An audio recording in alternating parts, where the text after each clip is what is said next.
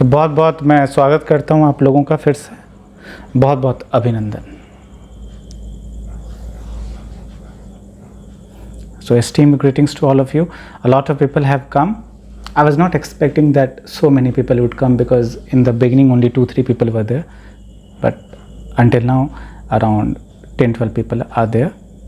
So I welcome all of you to today's session. Now all the sessions are recorded and they will be later uploaded on my YouTube channel and you can watch later as well. So it is up to you.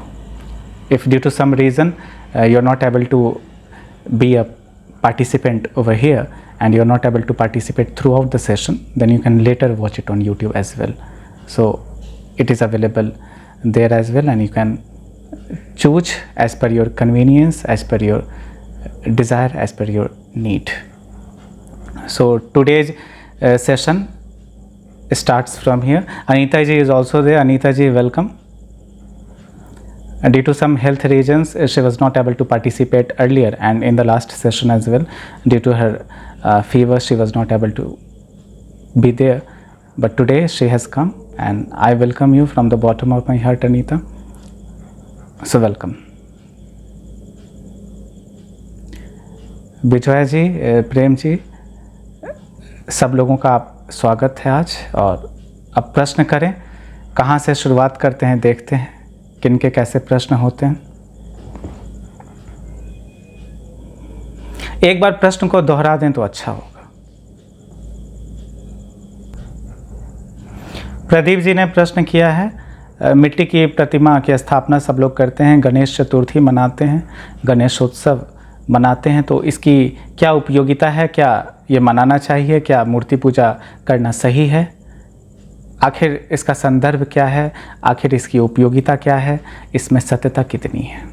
प्रश्न बहुत अच्छा है। सारे लोग अक्सर ऐसे प्रश्न करते हैं, क्या अभी भी मूर्ति पूजा करनी चाहिए, क्या अभी भी गणेशोत्सव मनाना चाहिए, दीपावली मनानी चाहिए, होली मनानी चाहिए। तो ऐसे प्रश्न अक्सर आ जाया करते हैं।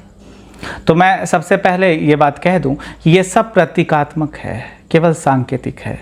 मूर्ति पूजा केवल एक प्रतीक है कि हम उस परमात्मा के सामने झुकते हैं।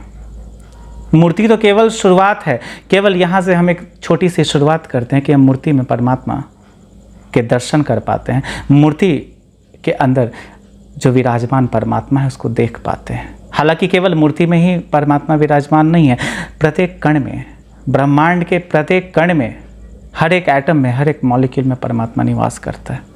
लेकिन ये तो उन लोगों के लिए है जो हर जगह परमात्मा देख नहीं पाते, कण कण में परमात्मा तो नहीं देख पाते, तो उनके लिए मूर्ति पूजा सही है, उनके लिए कोई गलत नहीं है।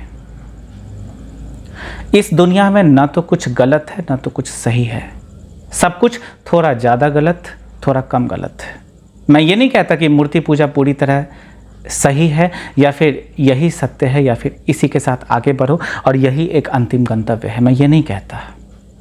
मेरे कहने का तात्पर्य बस इतना है कि मूर्ति पूजा से शुरुआत कर सकते हैं यदि आपने पहले कभी कोई शुरुआत अध्यात्म की नहीं की, धर्म की नहीं की, परमात्मा की नहीं की, तो यहाँ से जरा सा आगे बढ़ सकते हैं। ऐसा नहीं है कि मूर्ति के केवल भीतर ही परमात्मा विराजमान है, परमात्मा तो हर एक कण में है, कण कण में परमात्मा आपके भीतर है, आप परमात्मा हैं, आप ही परमात्मा हैं।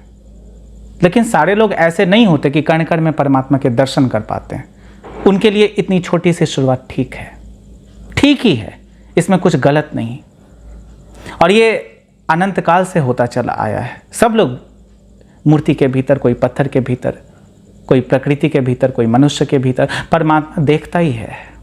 बात बस इतनी सी है कि ये केवल प्रतीकात्मक है, मूर्तियाँ केवल प्रतीक हैं कि हाँ, हमसे परे, इस प्रकृति से परे, इस दुनिया से परे कुछ है जिसके सामने झुकना चाहिए, जिसके सामने अपने अहंकार को त्याग देना चाहिए, सर झुका लेना चाहिए। और झुका लेना चाहिए ऐसा भी नहीं, सर झुक जाना चाहिए।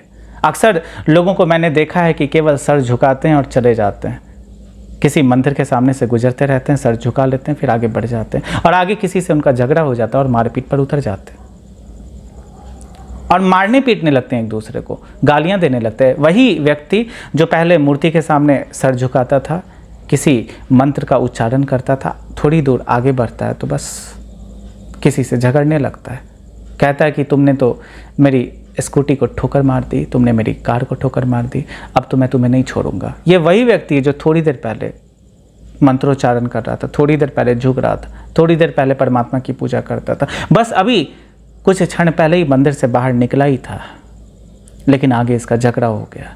तो मैं ऐसी पूजा का समर्थन नहीं करता जो केवल ढोंग है, पाखंड है। अक्सर यह पाखंड का ही रूप ले लेता है, तो मैं उस पाखंड का समर्थन नहीं करता। इसके पीछे जो एक संस्कृति है, इसके पीछे जो एक विज्ञान है, उसका समर्थन करता हूँ। उस परमात्मा की आराधना करने हेतु कहता हूँ जो परमात्मा कण कण में विराजमान है, केवल मूर्ति में ही नहीं।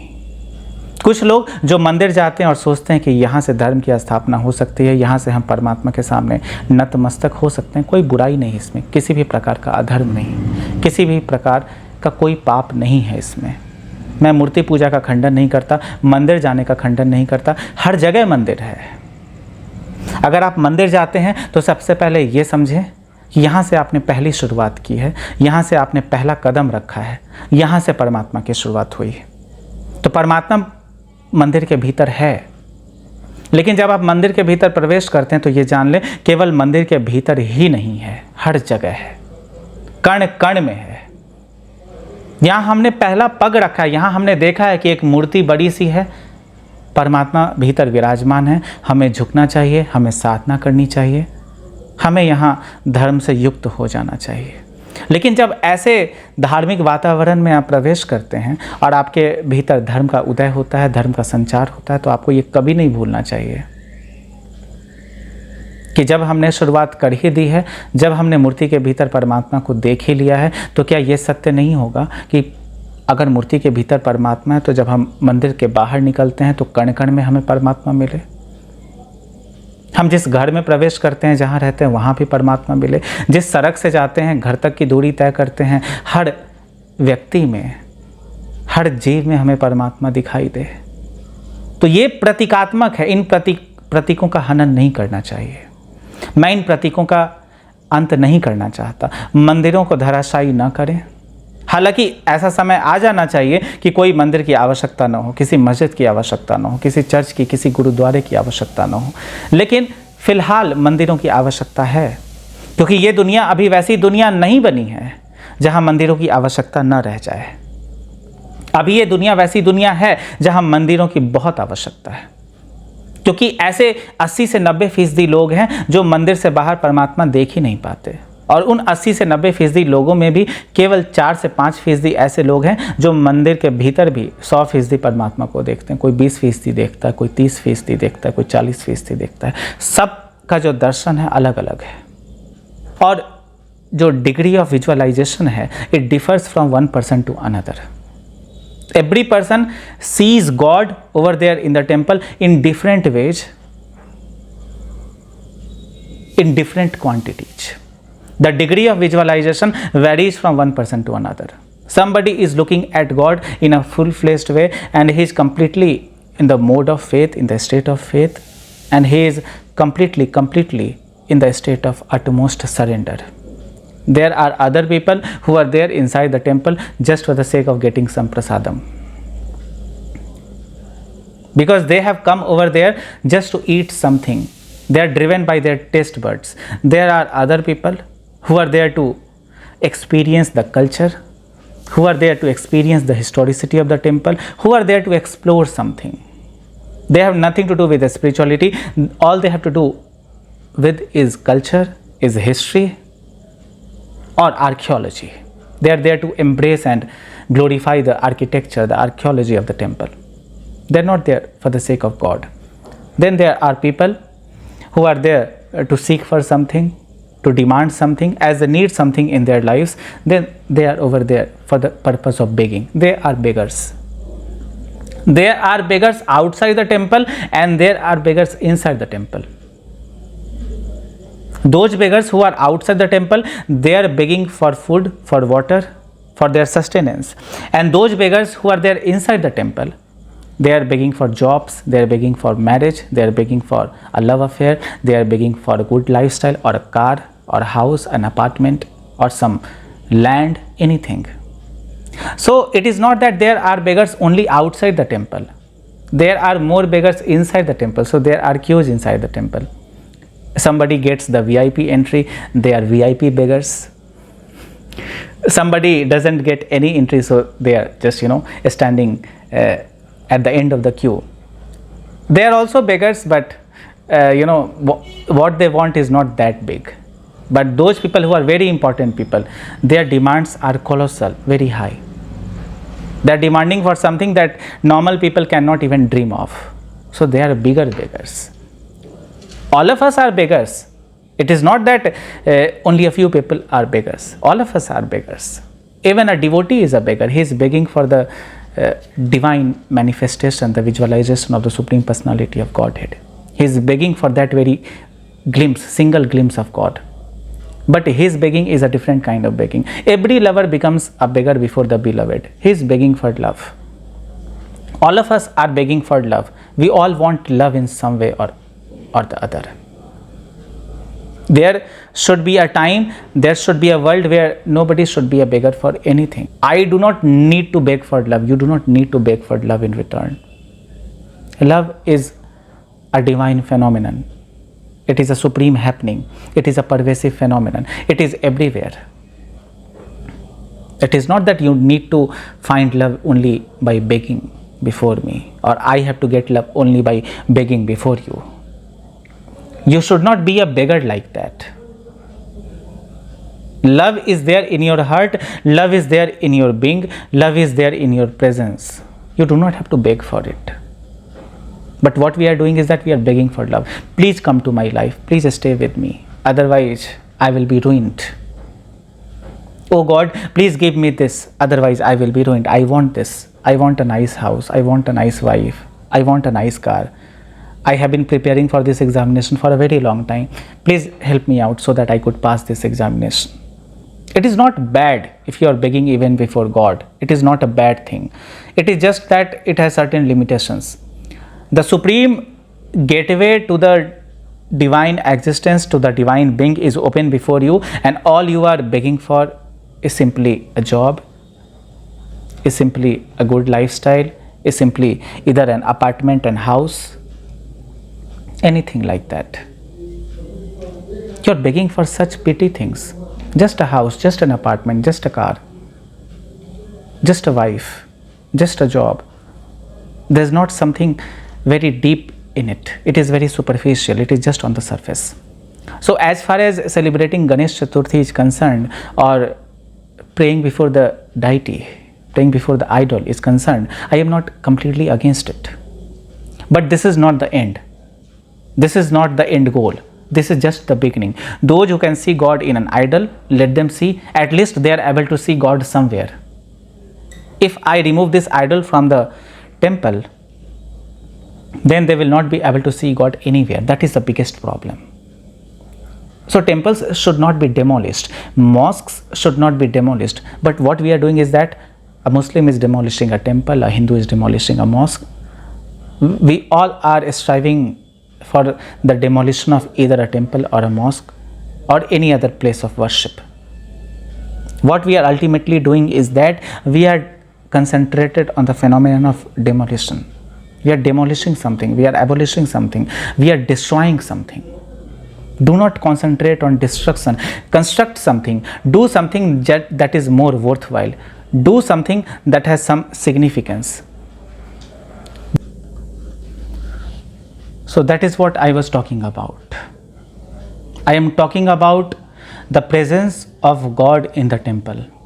Those people who have begun from the temple, those people who have begun from a certain place, that place must be preserved till eternity, because there will always be such people who are able to see God only at a certain place. They will not be able to behold God at other places in the beginning, during the inception stage. So we have to make sure that these places of worship are preserved. They are preserved forever, whether it is a temple or a mosque or a gurudwara or a church, anything. So I am shedding light on this very thing, on this concept. There must be utter clarity here. So it is all right to celebrate Ganesh Chaturthi and worship the idols over there. It is all right to celebrate Deepavali and light candles. and diyas, everything. It is all right to celebrate Holi as well and play colors with each other. At least you are able to celebrate a festival on a certain day. Had that not been there, had that concept not been there, you would have completely forgotten the essence of celebration in life, the joy of celebration in life, the meaning of celebration in life. You wouldn't have been able to celebrate anything in life. That is the biggest problem. At least this Ganesh Chaturthi is there. At least this idol is there. At least people are worshipping. At least the concept of worship is there. At least the concept of surrender and the concept of bowing down is there. At least people are bowing down. At least people are getting rid of their egoistic concerns, their ego, their self-esteem, their false pride. At least they are able to do so. Although they are pretending to do all these things, but the concept is there. They are beginning from this very point. Although they are pretending, they are getting habituated to this kind of practice, to this kind of a lifestyle. They are doing something which ought to be done. Although they are not bowing down from the bottom of their heart, but on the surface they are bowing down. What is the problem? Although they are not able to have the glimpse of God anywhere else apart from the temple, away from the temple, but they are getting the glimpse of God inside the idol which is situated in the temple. There is no such problem here. If people want to celebrate these festivals, if they want to do idol worship, it is not at all a problem. I am not completely against it. I support these perspectives. I support this cultural phenomenon. I support these things which are a part and parcel of our lives. So it's not problematic, it's not concerning, it is auspicious. It has certain glamour in it, it has certain joy and ecstasy in it. Just dance on the tunes of God, be it any festival. If you are playing some devotional music, just try to dance. If you are not able to dance, then try. If you are not able to sing, then try. We can at least try to do a few things which are supposed to be done in our lives. If we are not able to do those things ourselves, we can try to be devotees, we can try to be religious, we can try to be spiritual. If these things are not happening on their own, then we can at least try. You can even adopt the trial and error method. Whatever that works for you, you should adopt it, you should go for it. If devotion is something which is not working for you, don't be a devotee. If meditation is something which is working for you, then be a person who meditates. If devotion is everything that is helping you out in your life, that is helping you become a religious person, then be a complete devotee, a pure devotee, a staunch devotee, a dovetailed devotee who is dedicated and devoted towards the very Supreme Personality of Godhead. There are many methodologies to get that very divine existence inside you, to have that glimpse of that divine beginning, to have that glimpse of that divine eternity. There are a plethora of ways to reach Him, and all these roads, all these ways, all these methodologies ultimately lead to Him. You will reach Him whether you go by this way or that way, whether you go by the way of mosque or by the way of a temple, you will ultimately reach over there. What is important is reaching the destination. The roads are not that important. There will be milestones on the road which will help you out in the middle of the journey. But milestones are milestones. They are not intended to be carried forever. If you take the milestone from this place and when you reach the destination, you embrace it and you fondle it and you caress it, it doesn't make any sense. Milestones are milestones, roads are roads. The destination is something that matters the most. तो आप मंदिर पहुंच गए, आपने परमात्मा से शुरुआत कर दी, आपने मूर्ति के भीतर परमात्मा के दर्शन कर लिए, आप हर जगह परमात्मा के दर्शन कर सकते हैं। मूर्ति बस एक शुरुआत है, बस एक प्रतीक है। प्रतीकों का अंत न करें, सांकेतिक भाषा को समझें। उस मूर्ति के भीतर जो अनंत के दर्शन आप कर पाते हैं, उस अनंत के दर्शन कण कण में करें, कण कण में ही दर्शन करें। वही अहम है, वही अनिवार्य है। उस पर बल देता हूँ, उसकी बात करता हूँ। तो ठीक ही है, अगर मूर्ति पूजा करते हैं तो ठीक है, इसमें कोई समस्या नहीं। आशा करता हूँ कि मैंने आपके प्रश्न के उत्तर दिए। प्रदीप जी, और कोई प्रश्न आप करना चाहें तो करें, कोई और व्यक्ति करना चाहें तो करें। नमस्ते।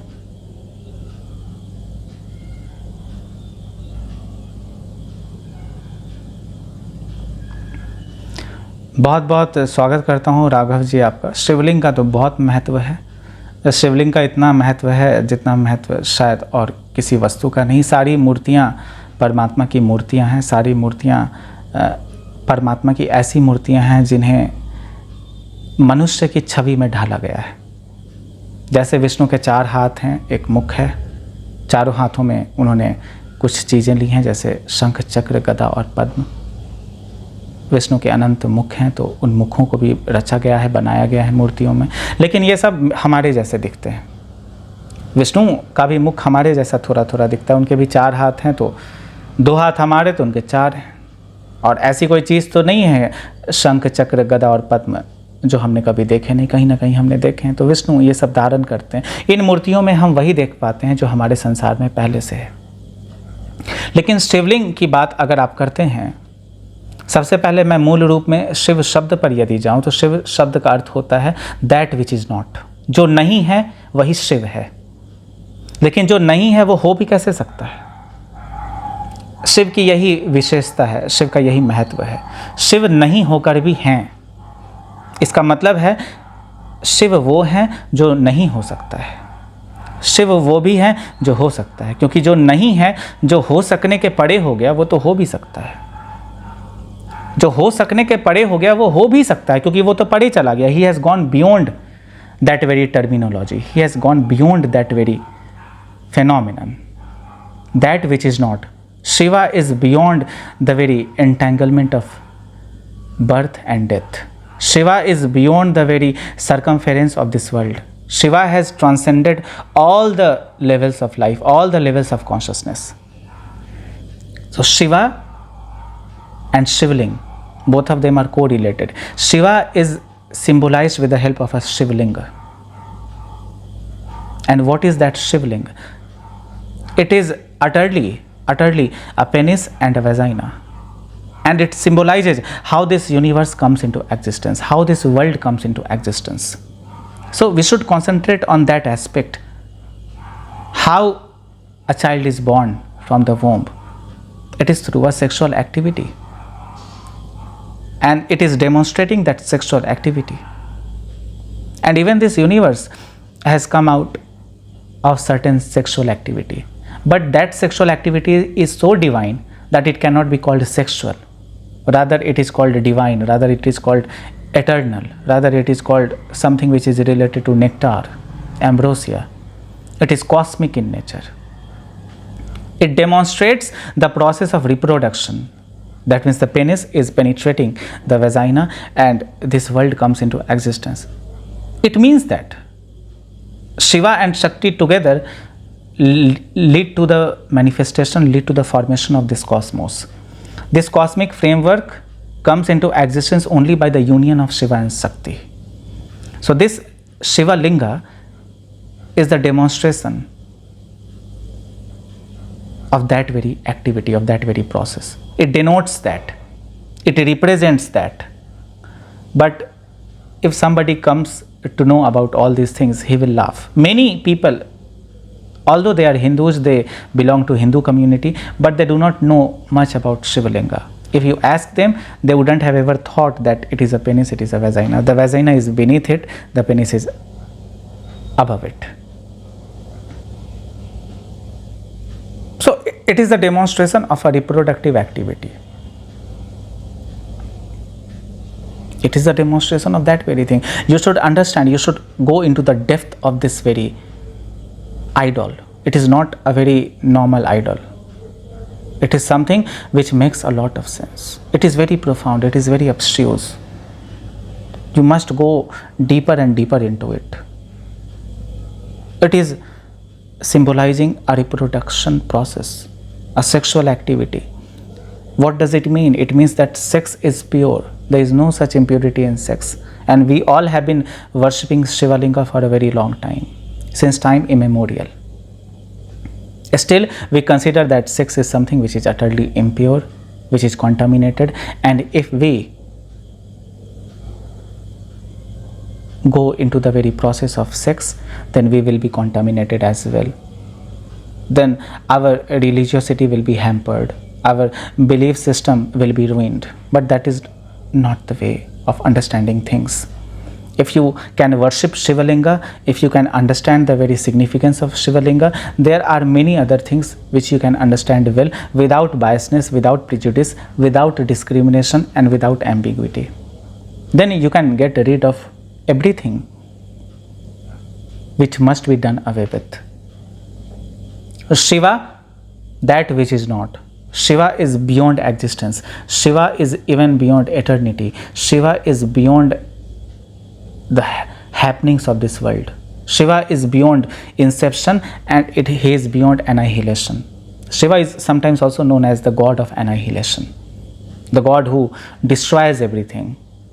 But we must understand, if there is some god and who is responsible for the destruction of something, we should also understand that this god is also responsible for the process of construction, for the process of beginning.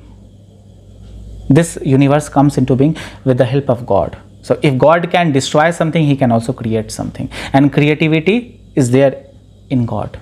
Shiva is himself creativity, because Shivalinga is the best example, is the best demonstration of any creativity. Even a normal mundane sexual activity, it is the best example of the biggest kind of creativity. You can create a life by having sex with somebody, and if you allow the child to be born, you are creating life. You are creating the force of life. That is what matters. This is the biggest creativity. You can do paintings, you can create music, you can create movies, you can create content, you can create a lot of things, a myriad things like that. But if you are creating some form of life, it does have a lot of sense. It does have a lot of significance, unparalleled significance. That is why a man, if left alone, he cannot create life on his own. He needs a woman. He needs the unity of a woman, the cooperation of a woman, so that life can be created. If a man who is completely alone, he will try to create something, even then he will try to do some painting. Yeah.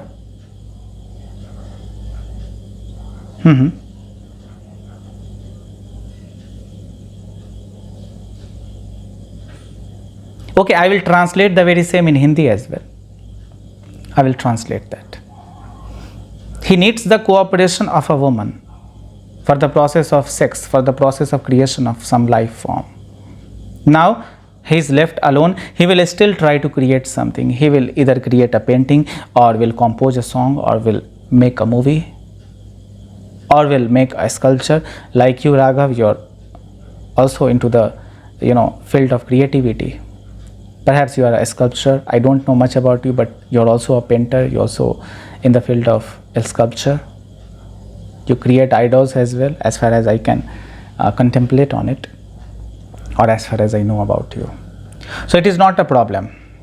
अगर आप स्वयं में अकेले होते हैं तो भी आप कुछ ना कुछ बनाना चाहते हैं, तो भी कुछ ना कुछ आप रचना चाहते हैं। रचनात्मकता आपका केंद्र है, रचनात्मकता आपका गुण है, ये आपका स्वभाव है। आप रचनात्मकता से परे नहीं जा सकते हैं। आप हमेशा कुछ ना कुछ रचना चाहते हैं, कुछ ना कुछ बनाना चाहते हैं। और एक जीवन को बनाने से ज़्यादा बड़ा क्या होगा? तो शिवलिंग जीवन का संकेत है, शिवलिंग सूचना है, शिवलिंग सूचक है कि यहाँ से जीवन की शुरुआत होती है।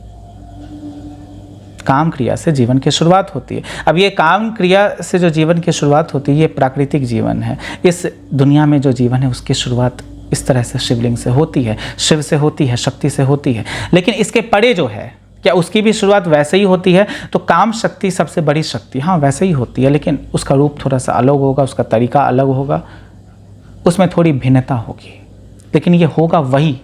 उसमें जरा भी अंतर नहीं है, उसमें जरा भी अंतर नहीं। इस बात को समझें। पुरुष अकेला हो तो भी कुछ ना कुछ रचने की कोशिश करता है। वो पेंटिंग कर लेगा, किसी प्रकार का संगीत बना लेगा, कोई घर बना लेगा, कोई महल बना लेगा, कुछ भी करेगा, मूर्तियां बना लेगा, कुछ ना कुछ तो करता ही है। आप रचना से परे कैसे जा सकते हैं? आप कुछ ना कुछ तो रचेंगे, हमेशा रचते हैं। अगर कुछ ना रच सकें तो मन के भीतर ही कुछ रच लेंगे, एक नई गाड़ी बना लेंगे, नई कार बना लेंगे। मुझे ये कार चाहिए, उसमें ज़रा सा मैं कुछ कस्टमाइजेशन करूं तो मन के भीतर ही कार को रच लेंगे। अगर आपको कोई घर चाहिए तो मन के भीतर ही घर की रचना कर लेंगे। आप खुद ही सब कुछ अपने भीतर ही कर लेंगे, आपको बताने की आवश्यकता नहीं पड़ेगी। इसी तरह जब आप एक स्त्री के साथ होते हैं तो आप किसी जीवन को रच सकते हैं, किसी नए शिशु को जन्म दे सकते हैं। ये सबसे बड़ी रचनात्मकता है, ये सबसे बड़ी रचना है, इससे बड़ी कोई रचना नहीं है। इस पे जरा केंद्रित हो जाए तो शिवलिंग का पूर्ण अर्थ यही है। और करोड़ों करोड़ों वर्षों से लोग शिवलिंग की पूजा करते हैं, लेकिन आज तक शिवलिंग का जो मूल महत्व है, मूल अर्थ है, कोई नहीं समझ पाया। अभी भी बहुतों से पूछें कि ऐसा है शिवलिंग, लिंग का मतलब वही लिंग है जो पुरुष के भीतर होता है, और वही योनि शिवलिंग के नीचे है, क्या आप जानते थे? तो लोग नहीं बता पाएंगे। बहुत सारे लोग तो ऐसे होंगे जो अपनी बेटियों को कहेंगे कि अब तुम शिवलिंग की पूजा मत करना, अब तुम शिव के मंदिर मत जाना, क्योंकि वो तो pornographic. But this is not pornographic, this is very life oriented, this is very divine, this is very spiritual. ये बहुत आध्यात्मिक है, इसमें किसी प्रकार की कोई वल्गैरिटी, कोई अश्लीलता नहीं है।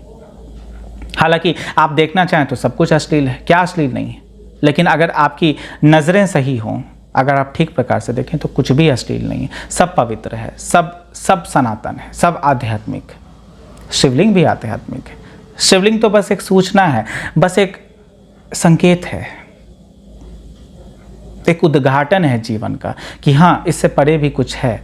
लेकिन जो जीवन की प्रक्रिया है ये भी यही है, इसी से होता है। काम शक्ति पे बल दिया गया, इसलिए शिव सूत्र की जब चर्चा करता हूँ तो काम शक्ति की भी चर्चा करनी चाहिए। इसीलिए संभोग से समाधि पर मैंने प्रवचन दिया कि शक्ति का अर्थ क्या है। शक्ति तो वही है ना जो आपके भीतर है, कुंडलिनी ही तो शक्ति है। उसे अंग्रेजी में बायो इलेक्ट्रिसिटी कहते हैं। उसी शक्ति से आपका जीवन चल रहा है, उसी शक्ति से आप बैठते हैं, उठते हैं, हंसते हैं, बोलते हैं, गाते हैं, लिखते हैं, कविताओं की रचना करते हैं, संगीत की रचना करते हैं, कुछ भी करते हैं। शक्ति एक ही है। शक्ति का उपयोग भिन्न भिन्न प्रकार से, भिन्न भिन्न अवस्थाओं में, विभिन्न समय कालों में भिन्न भिन्न प्रकार के हो जाते हैं। शक्ति का संचालन हो रहा है। शक्ति का जो उपयोग करते हैं वो बहुत प्रकार से उपयोग उसका कर सकते हैं। कभी किसी प्रकार से उपयोग करते हैं, कभी किसी और प्रकार से उपयोग करते हैं। उपयोग तो करते ही हैं। अब वो आप सेक्स के लिए करें, किसी नए जीवन की रचना के लिए करें, या फिर किसी कविता को लिखने के लिए करें, या फिर नृत्य करने के लिए करें, या फिर किताब लिखने के लिए करें, किसी पुस्तक को लिखते हैं, या फिर कोई साइंटिफिक इन्वेस्टिगेशन या इंक्वायरी करें, किसी प्रकार के किसी वैज्ञानिक तथ्य का विश्लेषण करें, कोई वैज्ञानिक उपलब्धि हासिल करने की कोशिश करें, उसमें भी ऊर्जा का संचालन कर सकते हैं। तो ऊर्जा है। तो इसी प्रकार से मैं शिवलिंग पर चर्चा करता था। और कोई प्रश्न हो तो पूछें। उम्मीद है राघव मैं आपके प्रश्न के उत्तर दे पाए। जब आप पत्थर में ईश्वर को ढूंढ लेते हैं, इससे बड़ी बात क्या होगी? जब आप पत्थर को भी पूज सकते हैं, पत्थर को भी कहते हैं कि हाँ ये ईश्वर है, तो ये तो अध्यात्म की शुरुआत, ये तो धर्म की शुरुआत हो गई ना। लोग ईश्वर को भीतर नहीं देख पाते हैं, लोग ईश्वर को हवाओं में नहीं देख पाते हैं, लोग ईश्वर को प्रकाश में नहीं देख पाते हैं, सूरज में नहीं देख पाते हैं, चंद्रमा में नहीं देख पाते हैं। लेकिन अगर आप पत्थर में ईश्वर को देख लेते हैं, इससे बड़ी बात और होगी क्या? आप ईश्वर के दर्शन कर रहे हैं शिवलिंग में, ये बहुत बड़ी बात है, ये कोई छोटी बात नहीं है। पत्थर में भी आप भगवान को देख पा रहे हैं, पत्थर की भी आप इज्जत करते हैं, उसका सम्मान करते हैं, उससे प्रेम करते हैं। इसका मतलब क्या ये नहीं, यदि पत्थर के भीतर भगवान है तो भगवान तो कण कण में है, मेरे भीतर भी है, तुम्हारे भीतर भी है, सबके भीतर। पत्थर की हम आराधना करते हैं क्योंकि इसके भीतर शिव हैं। जो शिव पत्थर के भीतर है वही शिव पत्तों के भीतर भी हैं, वही शिव पेड़ों के भीतर भी हैं, वही शिव हर शरीर के भीतर है, वही शिव शरीर के कण कण में है, वही शिव मिट्टी में भी हैं, भूमि में है, वही शिव फल में है, फूल में है, सुगंध में है। जो देखा जा सकता है उसमें तो शिव का प्राकट्य है ही, जो नहीं देखा जा सकता है उसमें भी शिव का ही निवास स्थान है। चंद्र में है, सूर्य में है, तारों में है, आकाश में है, अंतरिक्ष में है, समय में है, शिव हर जगह है। ऐसा कोई स्थान नहीं जहाँ शिव नहीं है।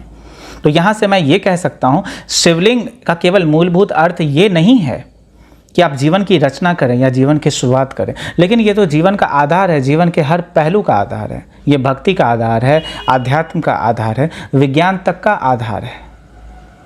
ये बहुत हद तक वैज्ञानिक है।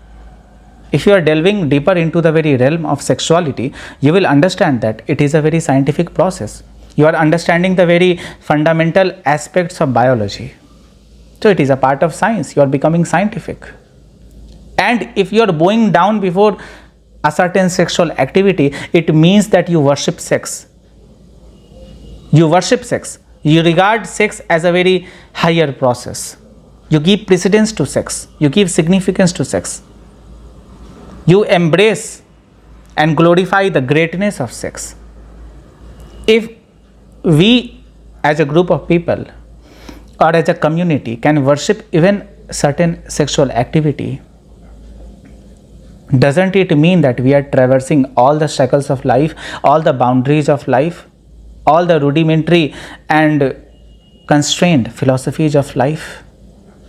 We are transcending certain orthodoxies. We are transcending a lot of stereotypes. We are transcending a lot of bigotry. We are moving away from such hypocrisy. We are no longer such people who believe in hypocrisy. We are not stereotypical people anymore. Now we are worshipping sex. Now we are entering a new realm of existence, where we are not discriminating anything on any ground. So every Shiva Linga is the demonstration of the totality of life, to accept life the way it is and the way it is intended to be accepted. Life must be accepted in its utter totality. Life must be accepted in its completeness. Otherwise, people bifurcate life, segregate life into many parts, into many divisions, and then they accept a little bit of it and discard the rest of it. But what does Shiva Linga mean? Shiva Linga mean to accept life in its totality, to concentrate on the total approach of life, to not become totalitarian people. Right now we are totalitarian people. We are autocrats. We are dictators, perfect dictators. We believe in dictatorship. But Shiva Linga is the very symbolism of democratization of everything, democratization of all the forces of life, of all the aspects of life. We are believing in democracy. We are believing in the union of man and woman. When a man unites with a woman or a woman unites with a man, there is equality. There is equality. So Shiva Linga also demonstrates the very important aspect of equality. Every man is equal, every woman is equal, and unless they are together, unless we accept them as equal entities, nothing can happen in this world. If a form of life originates by the union of a man and a woman, it means that both of them are equally important. Both of them are inevitable for the phenomenon of life, for this universe to come into being, for this world to function well, perfectly. Both of them are very important. Shiva Linga is not just the symbolism of eternity, divinity. It is the symbolism of the very functions of life, of the very day-to-day affairs of life. It is a perfect example of egalitarianism, equalitarianism. There must be a balance in life. A man should sit with a woman should sit with a man, without biasness, without discrimination, without superiority or inferiority, without any ego, without any pride, without any biasness in belief systems, without any biasness or discrimination in our ideologies, without any ambiguity in our philosophy. So that is what it means. And it also means that we should surrender sometimes. We should worship everything. This whole nature is worth worshipping. This whole world is worth worshipping. Everything is divine. Everything is religious. It is just that we have yet not ourselves understood that we are full of religiosity. We have not understood our own authenticity. We have not understood our own reality. And that is the reason why it is very difficult to become a devotee. It is very difficult to believe in the very phenomenon of devotion. We are not devotees because we have yet not understood devotion. We are not devotees because we have yet not visualized God anywhere. Neither have we visualized God within ourselves. Once we visualize, once we have the perfect and the fine glimpse of God, then everywhere there is a Shiva, then everywhere there is a Shakti. The energy which is there within you, it is Shakti. And you are working with the help of this energy, you are Shiva. Gauri Shankar का सफ़र है, उसकी यात्रा है. नीचे गौरी हैं, कोशिश करती हैं कि ऊपर शंकर तक पहुँचें, शिव तक पहुँचें, तो उनकी यात्रा है. इसलिए नीचे मूलांत्र है, ऊपर सहस्त्रार है. तो देवी का मिलन जब शिव से हो जाता है तो घटना घट जाती है. यही तो योग है, यही तो कुंडलिनी जागरण का विषय है. आप कुंडलिनी को ऐसा ना समझें कि बहुत साधना करनी होगी, बहुत ऐसा करना होगा, बहुत वैसा करना होगा. ऐसा नहीं. नीचे देवी बैठी हैं, स्थित हैं, विराजमान हैं. उनकी यात्रा होती है, ऊपर जाती रहती हैं. धीरे धीरे धीरे धीरे एक एक चरण जब पार करती हैं तो ऊपर शिव से मिलन हो जाता है, तो परमात्मा की घटना घट जाती है. वही निर्वाण है. जब शक्ति का मिलन शिव से हो गया, वही सहस्त्रार तक जाना है, वही कुंडलिनी जागरण का पूरा विषय है. लेकिन इसमें कुछ भी करने की कोई आवश्यकता नहीं होती. जीवन में जितने भी भाव हैं, जीवन में जितने भी विचार हैं, जीवन में जो भी ज्ञान है, सबका समूल उपयोग करें, पूर्णता से उपयोग करें, सबको समझें, हर विचार को समझें. जो भी विचार हों उन विचारों को आने दें, और जो विचार जाते हों उन विचारों को जाने दें. अटके नहीं, विचारों को आने दें. अगर काम वासना उठती है तो उठने दें, उसे भी समझे. वही तो मूलांत्र में उठता है ना. उस शक्ति को पूरा जिएं, उस शक्ति को अनुभव करें, पूर्णता से अनुभव करें. जब पूर्णता से अनुभव करेंगे तो वो शक्ति सबसे शुद्ध शक्ति है. आप समझ जाएंगे, शक्ति की शुद्धता समझ जाएंगे, शक्ति की पूर्णता समझ जाएंगे. उसके बाद नीचे से जब यात्रा प्रारंभ होती है, यात्रा की शुरुआत होती है, तो धीरे धीरे फिर नाभि चक्र, फिर हृदय, फिर कंठ, फिर यहाँ आप आज्ञा चक्र तक पहुँचते हैं, फिर सहस्त्रार तक की यात्रा है. और एक एक चरण जब आप पार करते हैं तो कोई ना कोई बहुत बड़ी अनुभूति होती है, बहुत गहरी अनुभूति होती है. जब मूलांत्र को पार कर लेते हैं तो क्या होता है, आप काम वासना से बहुत हद तक मुक्त हो जाते हैं. आपके वश में काम वासना हो जाती है. अब आप समझ गए वासना क्या है. आप समझ गए कि वासना कुछ भी नहीं, बस शक्ति का संचार है. शक्ति नीचे बहती है तो वासना बन जाती है, शक्ति ऊपर बहती है तो योग बन जाती है. ऊर्ध्वगमन और अधोगमन ही तो है. नीचे बहना, इसका मतलब काम वासना घटित होगी. अभी भी आप कुछ क्रिएट करते हैं, अभी भी आप कुछ रचते हैं, अभी भी कुछ रच रहे हैं, लेकिन वो जो रचना होगी वो बाहर दिखाई देगी. किसी शिशु को रच सकते हैं काम वासना से, रचेंगे, लेकिन वो बाहर दिखाई रचना देगी. और अगर आप भीतर ही उतरते हैं, उसी काम वासना का उपयोग जरा अलग प्रकार से करते हैं, उसे समझते हैं, अनुभव करते हैं, उसे बहने देते हैं, तो धीरे धीरे देखेंगे कि शक्ति ऊपर बहने लगती है. और जब ऊपर बहती है तो आप बहुत प्रकार के विकारों से मुक्त हो जाते हैं. आप मोह से मुक्त हो सकते हैं, आप लालच से मुक्त हो सकते हैं. बहुत हद तक यदि भावनात्मक हैं, बहुत भावनाएं हैं भीतर और भावनात्मक रूप से कमज़ोर भी हैं, तो हृदय चक्र की यात्रा जब पूरी कर लेते हैं तो भावनात्मक कमजोरी, भावनात्मक जो विघ्न है, वो जो विकार है, वो विकार दूर हो जाता है. फिर कंठ चक्र है. वाणी पे संयम कर सकते हैं, वाणी को अपने नियंत्रण में कर सकते हैं. आप क्या बोलते हैं, आप क्या सुनते हैं, क्या समझते हैं, इस पर नियंत्रण कर सकते हैं. वही बोलेंगे जो आवश्यक हो. कुछ भी ऐसा नहीं बोल देंगे जो बोलने योग्य नहीं है. बहुत दफ़ा ऐसा ही होता है कि हम बोलना कुछ चाहते हैं और बोल कुछ और देते हैं. इसलिए उपनिषद के ऋषि कहते हैं कि मेरा मन मेरी वाणी में स्थिर हो जाए और मेरी वाणी मेरे मन में स्थिर हो जाए.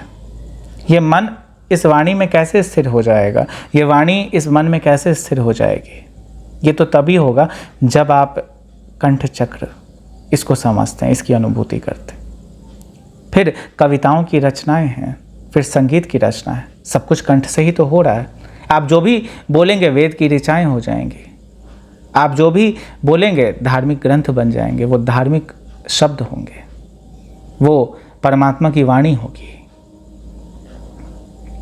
फिर आज्ञा चक्र है, स्वयं पर पूर्ण नियंत्रण। इसका मतलब ये नहीं कि स्वयं को आप गुलाम बना लेना चाहते हैं स्वयं का, या सच में स्वयं पर नियंत्रण करना चाहते हैं। नियंत्रण का अर्थ है इस शरीर को एक यंत्र की भांति देखना और इसका सदुपयोग करना, दुरुपयोग नहीं करना। दुरुपयोग करना ही अनियंत्रित हो जाना है, सदुपयोग करना ही नियंत्रण है।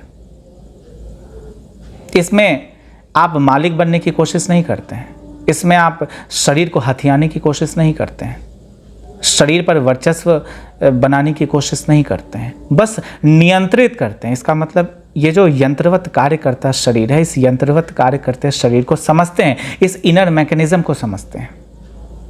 उसके बाद इस यंत्र से जो कुछ भी किया जाता है उसे आप करते हैं। जो कुछ भी करना संभव है उसे संभव बनाते हैं, और जो असंभव सा लगता है उसे भी संभव बना लेते हैं, क्योंकि इस शरीर से ही तो सब कुछ संभव है। इस शरीर से आप कुछ ऐसा कर सकते हैं जो करने की कल्पना कोई नहीं कर सकता, लेकिन आप इस शरीर से ही कर सकते हैं। बहुत कुछ ऐसा है जो शरीर से किया जाता है, लेकिन लोग समझते हैं आउट ऑफ बॉडी एक्सपीरियंस से हो जाएगा, शरीर से बाहर आकर हो जाएगा। नहीं, आप शरीर के भीतर रहकर भी बहुत कुछ कर सकते हैं, जो मूल रूप से बहुत असंभव है। अन्य लोगों से पूछें तो बहुत असंभव है। आप यहाँ बैठे हैं, लेकिन आपको बोल दिया जाए कि एक भाला फेंक कर आएँ, जैवलिन थ्रो करके आएँ, आपको बहुत मुश्किल होगी। लेकिन जो बहुत समय से इसका अभ्यास करता हो, बहुत समय से प्रैक्टिस करता हो, उसके लिए बहुत आसान। जैसे कि नीरज चोपड़ा अभी गोल्ड मेडल लेकर आए, उनके लिए बहुत आसान है। अभी आपसे कह दूं कि आप एक नृत्य करें, डांस करें, प्रोफेशनल डांस करें, आप नहीं कर पाएंगे, लेकिन बहुत समय से जो अभ्यास करता हो उसके लिए संभव है, आपके लिए असंभव है। आप देखकर भी बहुत हद तक डर सकते हैं, सहम सकते हैं, आप बहुत आश्चर्य से भर जाएंगे, आप आश्चर्यचकित हो जाएंगे। You will be astonished to see a dancer dancing so fabulously, so elegantly, with such synchronicity and with such perfection. The way you dance, it is not very good. It is quite inferior to the dance of the professional dancer. A dancer makes professional dancing possible, and you are only amazed to see all these things happening. And all these things are happening only with the help of this body. This body is doing that, but you are stupefied. You are in the state of utter stupefaction. You are astonished how this is happening, just for the fact you have not tried it ever in your life.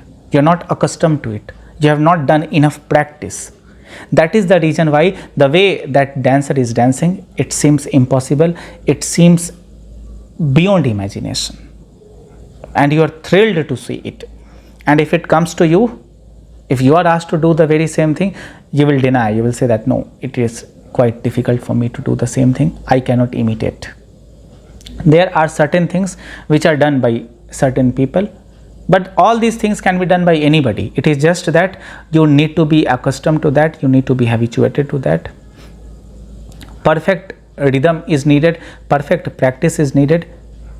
A lot of consistency is needed, and inculcation of those habits, that is what is needed. Once you inculcate a habit and once you are habituated to it, you can do anything.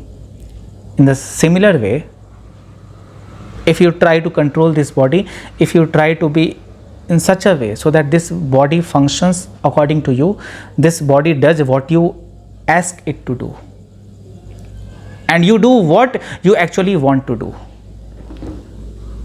You do what you actually want to do. Most of the times what is happening is that we are doing what we are not willing to do, we are not desirous of doing, but we are doing that out of compulsion, out of certain impulses. We are impulsive to do that. So it's like that. You must not be compelled to do what you want to do. You must not be compelled. There must be sheer liberty, sheer independence.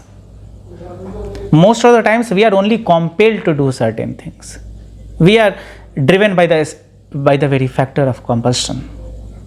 No, I am compelled to do it. No, I will do it. If I do not do it, I cannot be at peace. I will not be peaceful if I do not do it. But if I do it, I will be peaceful. Some people are compelled even while meditating.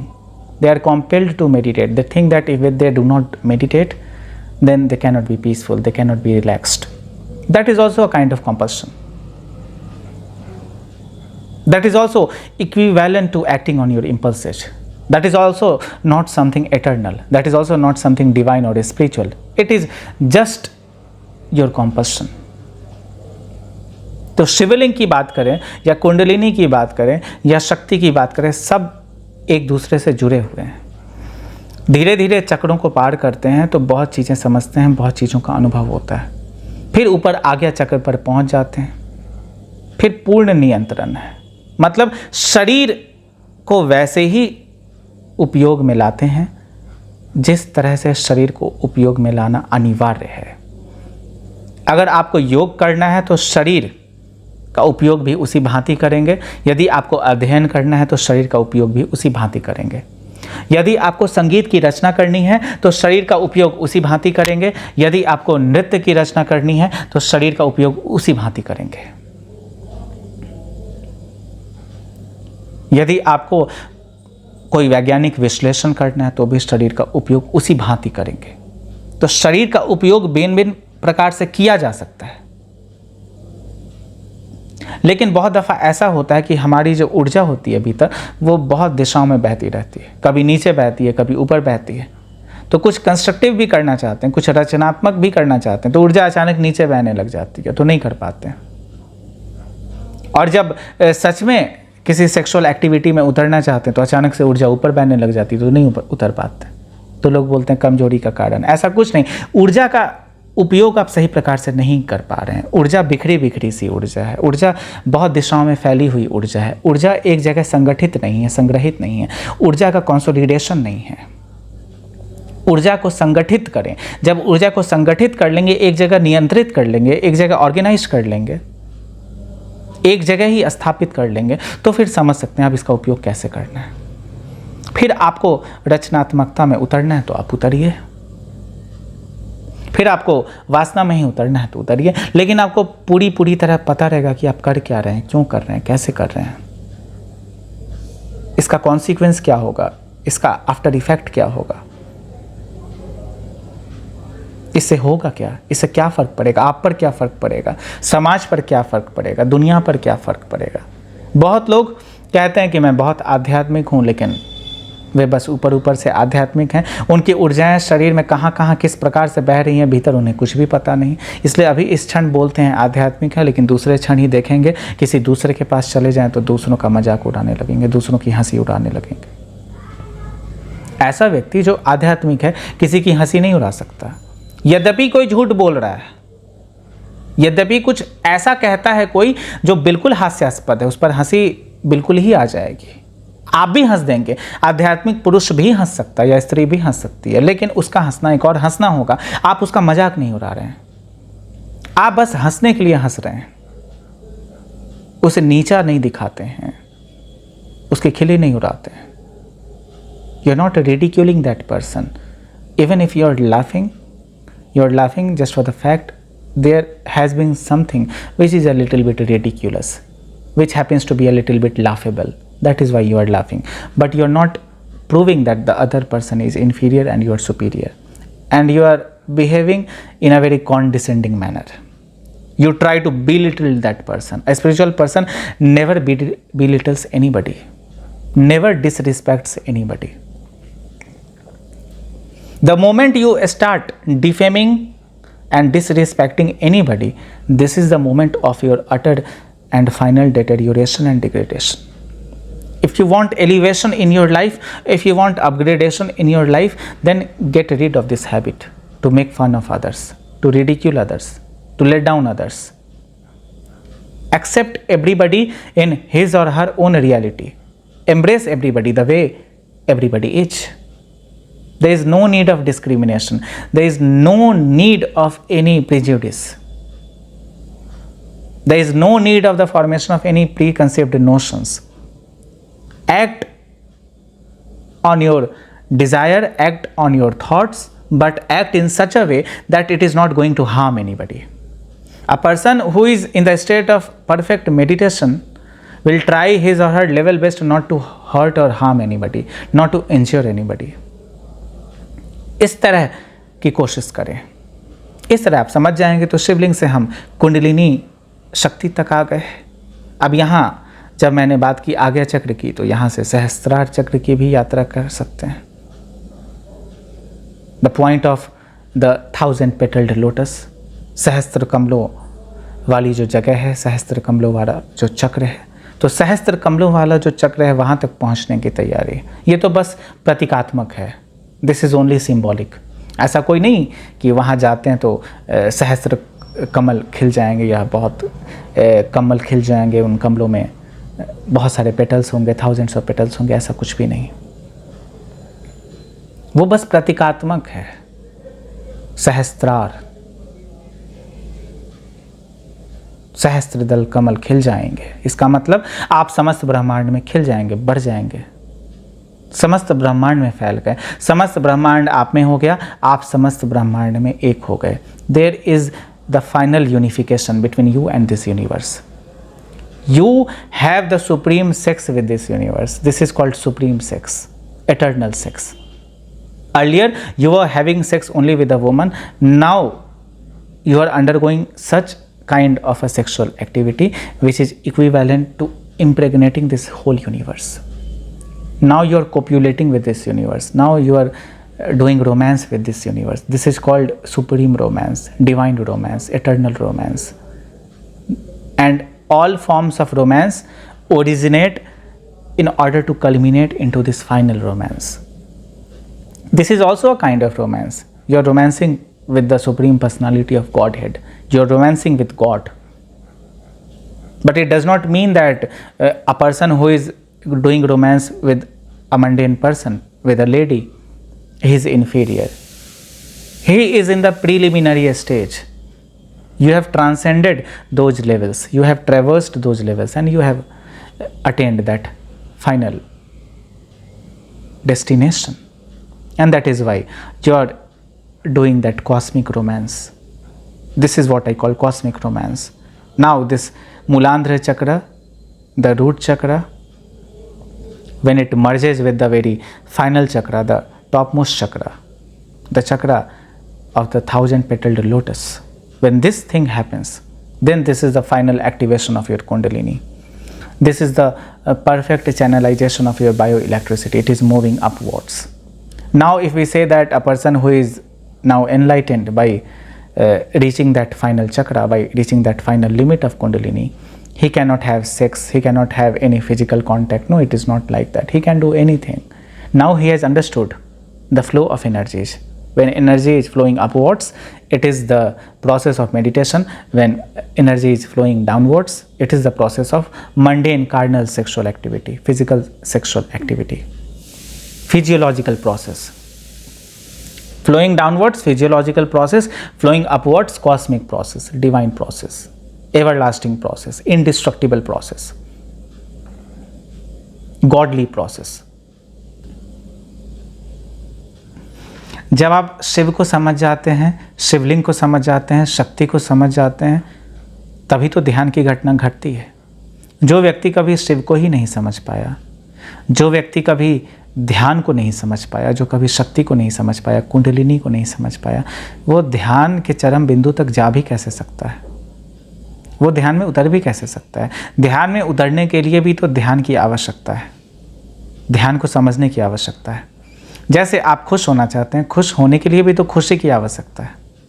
अगर आप प्रेम करना चाहते हैं तो प्रेम में पड़ने से पहले भी तो प्रेम की आवश्यकता है. यदि आपके भीतर प्रेम है तो भी आप प्रेम में उतर सकते हैं, या फिर किसी और के लिए प्रेम है तो आप प्रेम में उतर सकते हैं. तो उस चीज़ की आवश्यकता तो है ही ना. ध्यान में उतरते क्यों हैं? ध्यान में उतरते केवल इसलिए तो नहीं कि मेरी बॉडी बहुत अच्छी रहे. जैसे मैं रोज़ जिम जाता हूँ तो मैं बहुत फिट रहता हूँ. बहुत लोग तो केवल फिट रहने के लिए मेडिटेशन करते हैं, to declutter our minds. मैं ऐसा नहीं कहता कि उन्हें नहीं करना चाहिए, लेकिन ये बहुत लिमिटेड है, ये बहुत ज़्यादा लिमिटेड है. It's a very constraint kind of a thought, constraint kind of an activity, constraint kind of a habit. It is utterly limited. It is not something which will embody everything, you know. It is not cosmic. It is below the cardinal limit. It is below the very mundane limits. It's simply a day-to-day affair.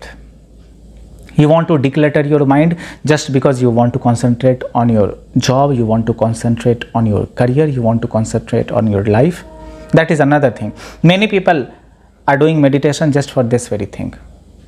So I will not talk about that. I will not talk about those people. I will talk about those people who are into meditation for merging with the infinite, for unifying with the eternal Lord, for unifying with the eternal existence, to become one with this cosmic existence, to become God. अगर आप ध्यान में उतर रहे हैं तो शिव को समझना बहुत अनिवार्य है, क्योंकि शिव को समझने का अर्थ है, आप समझ गए, जो नहीं है वही शिव है। जो नहीं है वही शिव है। आप भी तो हैं और नहीं हैं। जैसे अभी मैं आपसे पूछूं कि अभी अगर आप 27 या 28 वर्ष के हैं तो 27 या 28 वर्ष पहले आप कहाँ थे, कहाँ चले गए थे, क्या करते थे? आपको कुछ भी याद है? नहीं। एक तरह से ऐसा लगता है कि कुछ भी नहीं था, आप नहीं थे, वही शिव है। अभी 100 वर्ष तक आप जीवित रहें। मैं आशा करता हूँ, मैं प्रार्थना करता हूँ कि आप 100 वर्ष तक जीवित रहें। लेकिन 100 वर्ष के बाद जीवित रहेंगे तो बड़ी परेशानी हो जाएगी, फिर आप थोड़े कमज़ोर हो जाएंगे, आपकी हड्डियां कमज़ोर हो जाएंगी, झुर्रियाँ निकल जाएंगी, तो बहुत परेशानी हो जाएगी। तो नहीं बोलूँगा कि 109 या 200 वर्ष तक जीवित रहें, लेकिन 100 वर्ष तक तो रहने चाहिए। 100 वर्ष तक आप फिट रह सकते हैं। 100 वर्ष तक जब आप जीवित रहेंगे उसके बाद क्या? उसके बाद आप कहाँ चले जाएंगे? तो वो भी एक शिव का केंद्र है। जो नहीं है वही शिव है। इसका मतलब जो है वो भी तो शिव ही है ना। नहीं है में भी तो है। जो नहीं है, नहीं है उसमें भी तो है ना। है तो है ही। इसीलिए ध्यान में उतरने से पहले शिव को समझना बहुत जरूरी है।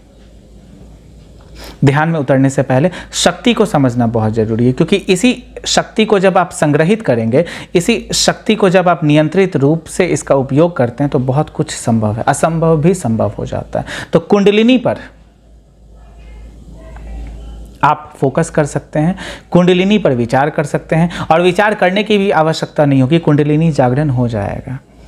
जैसे जब एक भक्त भक्ति करता है तो इस बात की फिक्र नहीं करता कि कुंडलिनी चक्र जागृत हो रहे हैं या नहीं हो रहे हैं।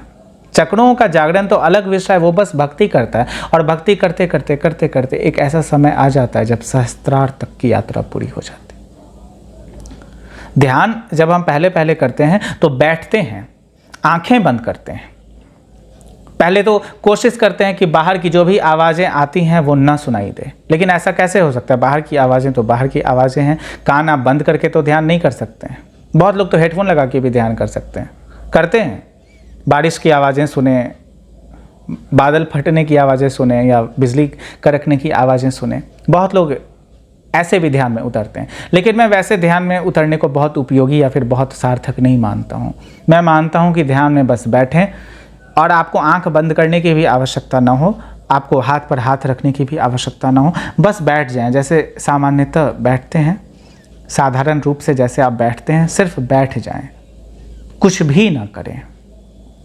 कुछ नहीं करने का मतलब है कुछ भी ना करें। विचार आते हों तो आने दें, विचारों पर ज़्यादा मंथन ना करें। कैसे विचार हैं? अच्छे विचार हैं या फिर बुरे विचार हैं? ये कोई कॉन्स्ट्रक्टिव विचार हैं या डिस्ट्रक्टिव विचार हैं? सकारात्मक है, नकारात्मक है, क्या है? इस पर विचार न करें, बस विचारों को आने दें। विचार आएंगे और चले जाएंगे। वासना के भी विचार उठेंगे और वासना के भी विचार तिरोहित हो जाएंगे। लोभ के भी विचार उठेंगे और लोभ के भी विचार तिरोहित हो जाएंगे। सौंदर्य के विचार उठेंगे और सौंदर्य के भी विचार तिरोहित हो जाएंगे। कुरूपता के भी विचार उठेंगे और कुरूपता के भी विचार तिरोहित हो जाएंगे। हर प्रकार के विचार उठेंगे और हर प्रकार के विचार वैसे ही गिर जाएंगे जैसे वे उठते थे। उसी प्रकार जिस प्रकार लहरें सागर से उठती हैं, बहुत ऊपर उठती हैं और जाकर फिर सागर में गिर जाती हैं। तो लहरें सागर हो गई। वो विचार भी जो उठते थे पहले, वो विचार भी आप हो गए। आपसे ही तो विचार उठते थे, तो आप ही थे ना। विचार तब तक थे जब तक वो विचार आपसे अलग थे। जब वे उठते थे तो आपके मन में वे विचार आते थे, तो आपको लगता था ये विचार अलग, मैं अलग हूँ। नहीं, वो विचार भी वही विचार हैं जो आप हैं। तो जब विचार जैसे गिर जाते हैं मन में तो वही हो जाते हैं, आप ही हो जाते हैं। विचार जब तक उठते रहते हैं तब तक आपसे अलग होते हैं, आपसे भिन्न होते हैं, आपसे उनका जुड़ाव उतना नहीं होता, थोड़ी दूरी है। तो ऐसा लगता है कि विचार अच्छे हैं या विचार बुरे हैं, या विचारों में थोड़ा कंस्ट्रक्शन या डिस्ट्रक्शन है, जो भी है। विचार पॉजिटिव हैं, नेगेटिव हैं, इन्फ्लुएंशियल हैं या फिर उतने इन्फ्लुएंशियल नहीं हैं, क्योंकि आपसे थोड़ी दूरी है उन विचारों की, आप अभी विचार में हैं। तो जब ध्यान में आप पहुंचते हैं, ध्यान की प्रक्रिया में जब उतरते हैं, तो ये जो विचार हैं जो आपसे दूर थे थोड़े, क्योंकि विचार अलग थे आपसे थोड़ी देर के लिए, जब आप विचारों पर मंथन करना छोड़ देते हैं, विचारों पर विचार करना छोड़ देते हैं। लोग तो विचारों पर भी विचार करते हैं ना, कि अभी इस प्रकार के विचार आए थे तो ऐसे विचार थे, पता नहीं कल किस प्रकार के विचार आ जाएं, पता नहीं परसों किस प्रकार के विचार आए थे, तो विचारों पर भी विचार करते रहते हैं। तो विचारों पर विचार, विचारों पर विचार, बहुत सारे विचार, they are completely entangled by thoughts, they are living in the shackles of thoughts, they are chained by their thoughts, they are driven by their thoughts, they are living in the imprisonment of thinking, they are imprisoned by the thoughts, they are the prisoners of thoughts. Now I tell people to get rid of this prison, to not be a person in imprisonment, but to be a person in sheer independence, in sheer liberty, in sheer freedom. How to do that? Now concentrate on your meditation, because you are meditating for the very first time and this is the beginning, and while you are meditating you are thinking that you are meditating. This is only the preliminary stage. Once you reach the final stage, you are not even thinking that you are meditating, and you are still meditating. You are meditating all the time, whether you are speaking, whether you are resting, whether you are walking, whether you are sitting down, whatever you are doing with that very melody of meditation. You are doing with that very state of meditation. You are doing that through the very art of meditation. Meditation is now the very art of your life. It is now the very science of your life. It is now the very poetry of your life. It is now the very arithmetic of your life. It is everything. But right now, as you have begun your meditation, it is just the preliminary stage. It is just a matter of practice. It is just a matter of habit. Now you are getting accustomed to it. It will take some time to become accustomed to it so well that it can happen anytime, 24/7. So it is highly important to understand Shiva, because once you understand Shiva, that means you are going beyond the very circumference of life and death. When you understand Shakti, you understand that this energy is the same energy, whether it is sexual energy or artistic energy or creative energy or any other form of energy. Energy is one, and energy can neither be created nor be destroyed. It is also like Shiva. Shiva can neither be created nor be destroyed. Actually, Shiva is one. We bifurcate Shiva into two divisions, into two parts, which is Shiva and Shakti, just for the sake of convenience, just for the sake of our understandability. Shiva and Shakti. Actually, Shiva is enveloping Shakti as well. Shiva is there with energy as well. Shiva and Shakti are same, are together, are one.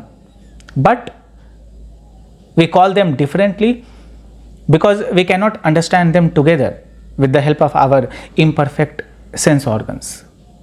That is why we say that half of the God is Shiva and half of that very supreme being is Shakti. And Shiva resides at the same place, being Shiva and Shakti together. So one body is there, one figure is there, half of that is Shiva, half of that is Shakti. But that supreme figure is the beginning of meditation. That is the reason why Shiva is also known as Adi Yogi, the first person who meditated. Whether he meditated for the first time or not, I'm not talking about the historical records. I'm just talking about the philosophy. I'm just talking about the very idea. The ideological significance is what matters the most. It is just an idea. Work on this idea. So understand Shiva, you get rid of birth and death. You get rid of reality. You get rid of everything. What is real, what is unreal. You surpass this very limit. You understand Shakti, Now you understand the very full-fledged network of energies, the full-fledged phenomenon of energy. Now you understand Kundalini. You understand Kundalini. Kundalini means the bioelectricity, biological electricity, the electricity through which this body functions, this body works all the time. If this bioelectricity is not there in the body, if it leaves the body, that means after death, then the body comes to a standstill. It will become rotten. It will start decomposing. The decomposition will start if the bioelectricity is not there. So the way this laptop or this mobile phone or this very electricity bulb, they function in the similar way. Our bioelectricity also helps our body function well, perfectly.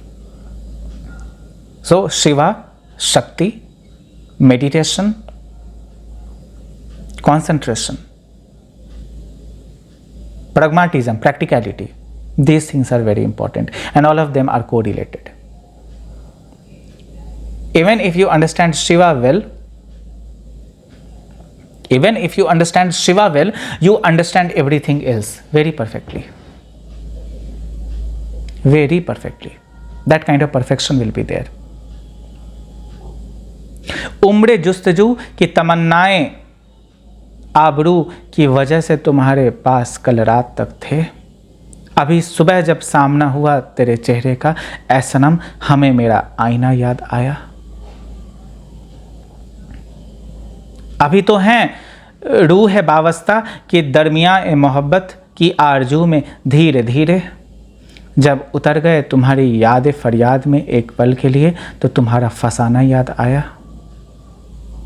अभी हैं तन्हा लोग कि तलाश ए खुदा में कभी किसी रात से, बैठे बैठे देखते नहीं अपने भीतर उस खुदा को और पूछते हैं तुम बताओ मुझे कि खुदा कहाँ है।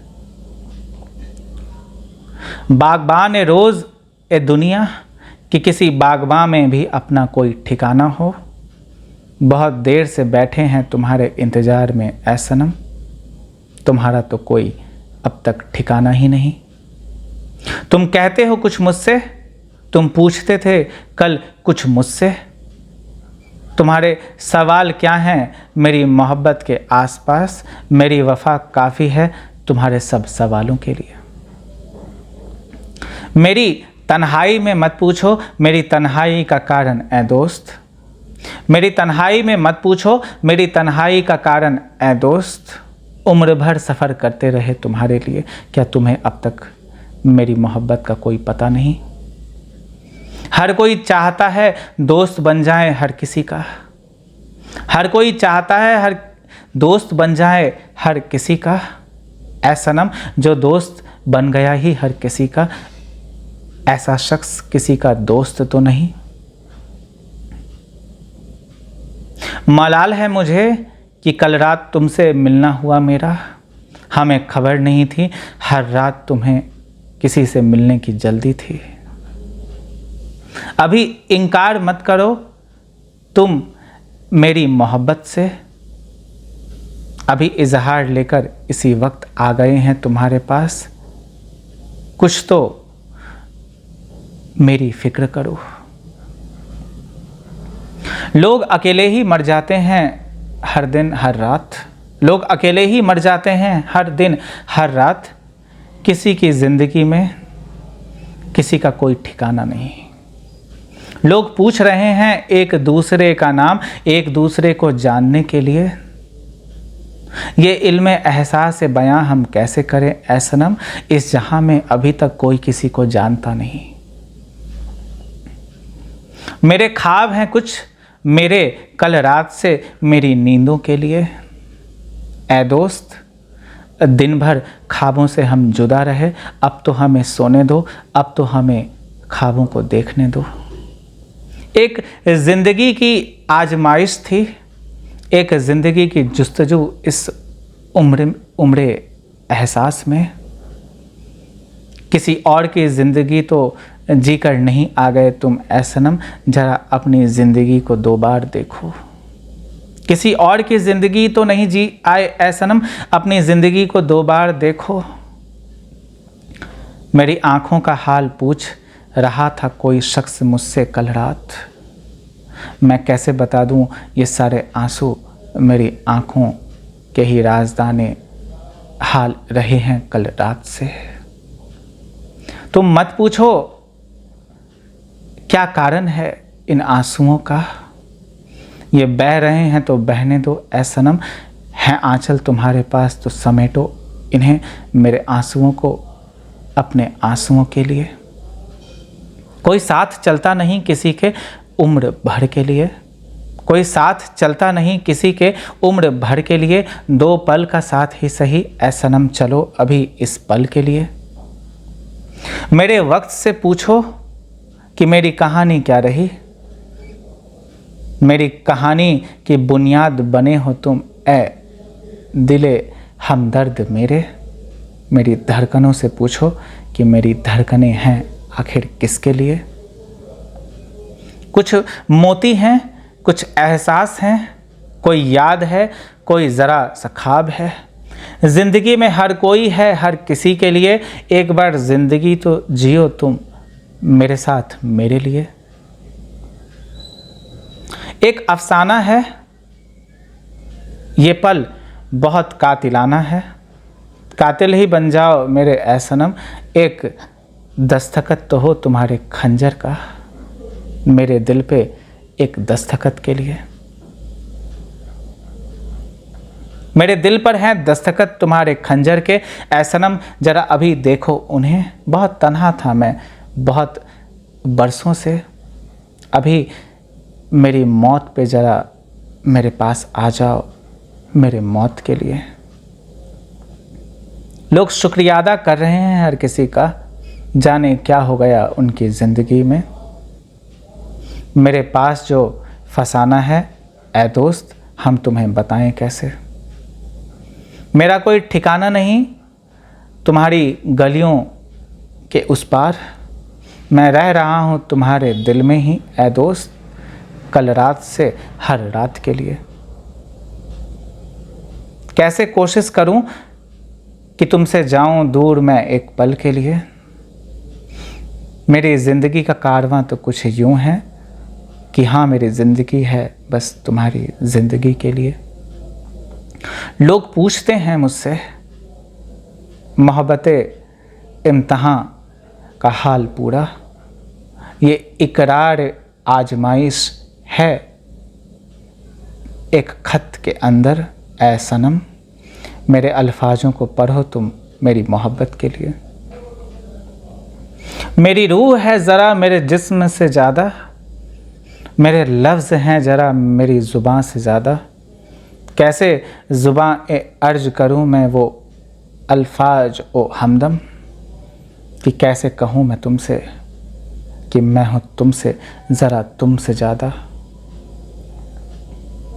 क्या कुछ कम है जज्बात अभी ज़िंदगी में जज्बात से ज़्यादा, क्या कुछ कम है जज्बात अभी ज़िंदगी में जज्बात से ज़्यादा। बैठो तुम मेरे पास अभी इस वक्त ज़रा कुछ वक्त से ज़्यादा। कोई रोक नहीं पाया खुद को किसी और के लिए, रोको मत मुझे तुम अभी अपने दिल में भरने से ऐ सनम, मेरे दिल को समझो मेरी धड़कनों के लिए। अफसोस ए रोज़ ए बयां है कि मैं इस ज़िंदगी को जीता नहीं था अपने लिए, हर कोई जी रहा है अपनी ज़िंदगी किसी और के लिए। ऐ सनम बताओ तुम मुझे कि महफिल जाम अदा कौन पीता है ऐस शबनम किसी और के लिए। सब तो अपने लिए ही पीते हैं, कोई किसी और के लिए तो नहीं पीता, सब तो अपने लिए ही पीते हैं ना। इसी तरह भक्ति आप अपने लिए करते हैं, ध्यान आप अपने लिए करते हैं, किसी और के लिए नहीं करते। तो किसी और के बारे में ना सोचें, वो क्या सोचते हैं, वो क्या कहते हैं। जब पीते खुद के लिए हैं, अपनी मर्जी से अपनी मौज में पीते हैं, तो ध्यान भी अपनी मौज में करें, अपनी मर्जी से करें, भक्ति भी अपनी मर्जी से करें, अपनी मौज से करें। क्यों दूसरों की फिक्र करते हैं, क्यों दूसरों के बारे में सोचते हैं। कोई क्या कहकर चला गया कहने दें, 2000 वर्ष पहले या 4000 वर्ष पहले कोई क्या कहता था, कहने दें। बुद्ध क्या कहकर चले गए, कृष्ण क्या कहकर चले गए, कहकर चले गए तो चले गए। अब उन्होंने जो कहा है आपके जीवन में बुनियादी रूप से कितना सही है, आप कितनी बातों को अपने जीवन में व्यापक रूप से उतार पाते हैं, ये महत्वपूर्ण है। How much of that can you implement in your life so perfectly? That is what matters the most ultimately. If you cannot implement anything in your life in a pragmatic way, in a practical way, in a sensible way, then no matter what Krishna would have said, no matter what Buddha would have said, no matter what Muhammad would have said, that doesn't hold any meaning in your life. Your life is the foundation of your own belief system. Your life is the foundation of your own faith. Your life is the foundation of your own sensibility. Whatever Buddha had spoken, whatever Krishna had spoken, it is something else. If you do not find those words, find those sayings true in your life or worth implementation in your life, then do not practice all that. If those words do not stand up to your expectations, stand up to your experiences, then do not abide by all that. Create your own reality, create your own scripture, create your own religion and become religious. If all the religions that are there in this world, if you cannot experience them practically, if they are not what you are actually looking for, if they are not in conformity with your idea, if they are not in conformity with your expectation, with your anticipation, or with your exploration, or with your journey, do not focus on all that. Take those religions off your head, off your soul, off your heart. Create a new beginning, create a new religion. Every time, every moment, a new religion can begin, a new religion can start. It is just that you got to be religious. If you are religious, then whatever you do is a part of a religion.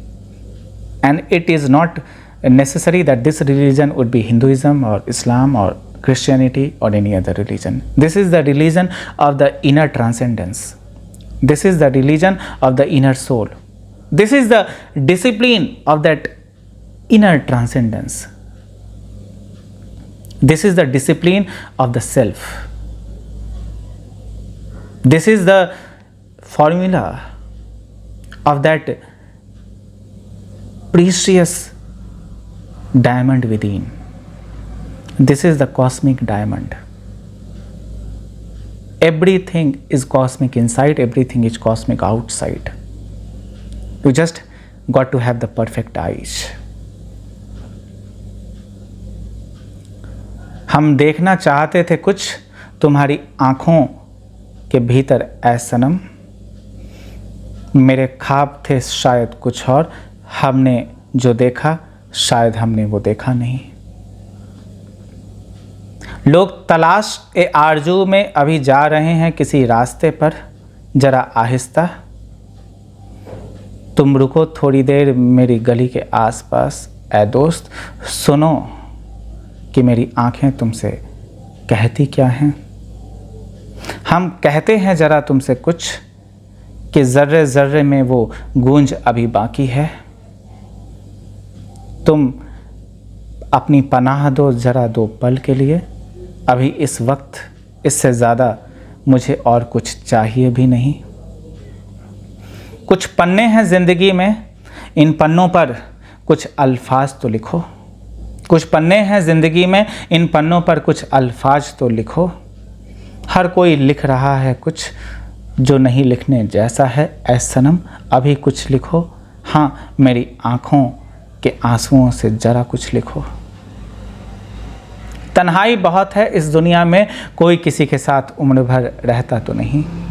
दो पल का साथ है ऐ दोस्त, दो पल रहो सिर्फ दो पल के लिए।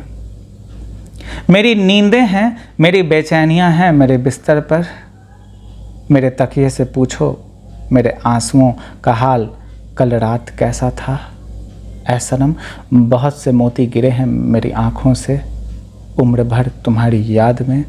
मेरी याद को समझो जरा, सिर्फ एक याद के लिए। मैं आ रहा हूं तुम्हारी गली में जरा फिर से एक पल के लिए। मुमकिन है तुम्हारा यार ए महबूब कोई और हो आज इस रात के लिए।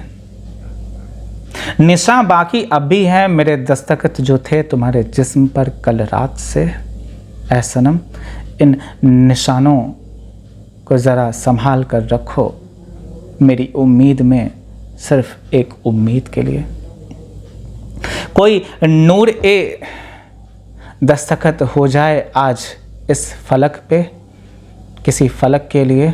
बारिशें तो हो रही हैं कल रात से लगातार, बूंद बूंद ही सही।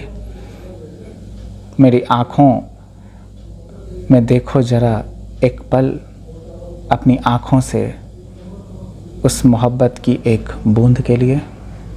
बूंद बूंद को तरस रहे हैं लोग इस दुनिया में, बूंद बूंद को तरस रहे हैं लोग इस दुनिया में। मुझे गले से लगा लो, मेरी प्यास बुझा दो ऐ दोस्त आज इस पल, सिर्फ इस पल के लिए। कुछ कहना चाहूँ मैं तुमसे, कुछ कहना चाहो तुम मुझसे।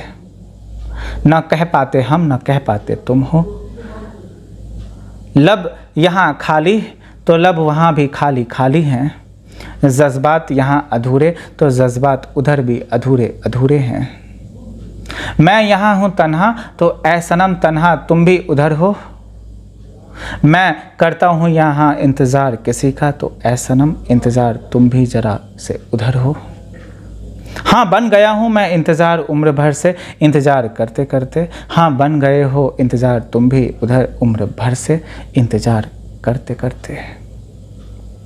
कोई यहाँ है आधा अधूरा, कोई यहाँ है पूरा पूरा। कौन है पूरा ज़रा दिखला दो मुझे उस शख्स को आज रात इस रात के लिए। ऐ दोस्त जब तक किसी के हाथों में किसी का हाथ न हो, क्या वो शख्स पूरा है? क्या पूरा है हर रात के लिए? ज़िंदगी की एक शाम काफ़ी है, ज़िंदगी को जानो तुम सनम एक पल के लिए। कोई शाम मेरी ना हो बिन तुम्हारे इस तन्हाई में ऐ दोस्त, किसी भी वक्त किसी वक्त के लिए। एक प्याली है चाय की मेरे हाथों में, तुम्हारे लब हैं ज़रा इस प्याली के आसपास। टकराने दो तुम लबों को लबों से ज़रा दो पल के लिए। रातों की कश्मकश है रात को, सिर्फ रात के लिए। बहुत बेताबी है अभी मेरे अंदर तुम्हारे लिए। मोहब्बत की तलाश करते करते कहाँ तक आ गए ऐ दोस्त। पता नहीं मुझे कहाँ से हैं हम और कहाँ के लिए। मुझे पता नहीं है तुम्हारे घर का रास्ता। एक रास्ता जा रहा है मेरे दिल से तुम्हारे दिल तक, तुम्हारे दिल के लिए।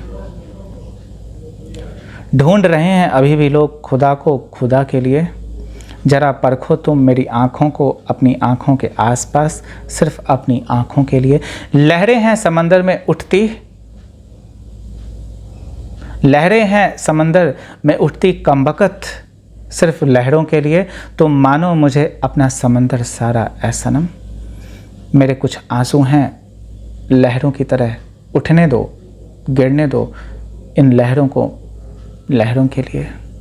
मिल जाने दो तुम मुझे खुद में, सिर्फ खुद के लिए। इस पल जो मैं बैठा हूँ तुम्हारी फितरते आफताब में, ऐ सनम बन जाओ तुम मेरी फितरत के लिए। फना हो गया है कोई शख्स तुम्हारे लिए, फना होने के दरमियाँ। क्या रज़ा थी उसकी मुझे क्या पता, उसकी रज़ा को समझो तुम अपनी रज़ा के लिए। कोई राज ए ज़मीं है, कोई मुल्क और शहर तुम्हारा यहाँ। हर कोई रह रहा है अपनी अपनी दास्तां में, ऐ सनम मेरी दास्तां बना दो तुम अपनी दास्तां, ज़रा किसी दास्तां के लिए। क्या है मेरे दिल के अंदर, क्या है तुम्हारी धड़कनों के अंदर, मेरे दिल को देखो जरा तुम अपनी धड़कनों के दरमियाँ ऐ सनम, अपनी धड़कनों में रहने दो जरा तुम मुझे एक पल के लिए। कोई पूछता था मुझसे कि मेरा पता क्या है ज़रा बताओ मुझे, मेरी तो हर गली तुम्हारे दिल से शुरू होती है ऐ दोस्त, तुम अपने दिल में रहो ज़रा मेरे साथ मेरी धड़कन के लिए। मुझे याद नहीं कल का हाल, कल की बेचैनी पता नहीं कल रात के लिए, एक रात अभी आज बाकी है, आज की रात है आज की रात के लिए। कल के रास्ते थे कल का सफ़र था, कल की बुनियाद थी कल कोई हम सफ़र था, आज बन जाओ तुम मेरे हम सफ़र ऐ सनम, सिर्फ मेरे हम सफ़र के लिए। जो देखते हैं आईना और ढूंढते हैं तस्वीर मेरी उसमें, कह दो उन्हें देखें जरा अपने दिल में, हूँ मैं कहीं वहीं धड़कन बनकर ऐ दोस्त, धड़कन हूँ मैं सिर्फ धड़कन के लिए। चलो मेरे साथ अभी इस पल इस बागबां में, दरमियाँ हैं दोस्त बहुत और दुश्मन बहुत, ऐ सनम दुश्मनी करते हो मुझसे तो दुश्मनी ही करो कभी एक दोस्ती के लिए। कोई तुमसे मोहब्बत तो नहीं करेगा मेरे सिवा मेरी तरह, कोई तुमसे मोहब्बत तो नहीं करेगा मेरे सिवा मेरी तरह, ढूंढो किसी को अपनी ज़िंदगी में जिसकी आँखें हों तुम्हारी आँखों में बसी तुम्हारी आँखों के लिए। मेरे लबों पर हैं कुछ अल्फाज, तुम्हारे लबों पर हैं कुछ अल्फाज, अल्फाज हैं बहुत पन्नों पर ऐ सनम, पन्नों पर है एक कहानी किसी कहानी के लिए। उम्रो अफसोस रहा मुझे कि तुम हो ना पाए मेरे किसी रात के लिए, दिन भर ढूंढ रहा था मैं खुद को अपनी तलाश में ऐ सनम, ज़िंदगी में सिर्फ एक तलाश के लिए। कोई सता रहा है मुझे मेरे बाद अब तक, कोई सता रहा है मुझे मेरे बाद अब तक, मैं चला गया तुम्हारी गली से कल रात तुम्हें देखकर किसी और के साथ ऐ सनम, किसी और के लिए। तुम बताओ मुझे कि चाहते क्या हो तुम, तुम्हारी रज़ा क्या है, मेरी तो फितरत में मोहब्बत थी ऐ सनम, मेरी फितरत में हो तुम सिर्फ और सिर्फ तुम्हारे लिए। मेरी बातें हैं ज़रा तुम्हारी बातों से ज़्यादा, मेरा गम है ऐ सनम तुम्हारे गम से ज़रा ज़्यादा, ठहरने दो मुझे तुम अपने आंचल के आसपास जरा दो पल के लिए। कोई ढूंढ रहा है जिस्म, कोई देख रहा है जरा अदाएं तुम्हारी, मुझे मतलब नहीं तुम्हारे जिस्म अदा से ऐ सनम, मुझे तो तुम्हारी रूह चाहिए सिर्फ तुम्हारी रूह के लिए।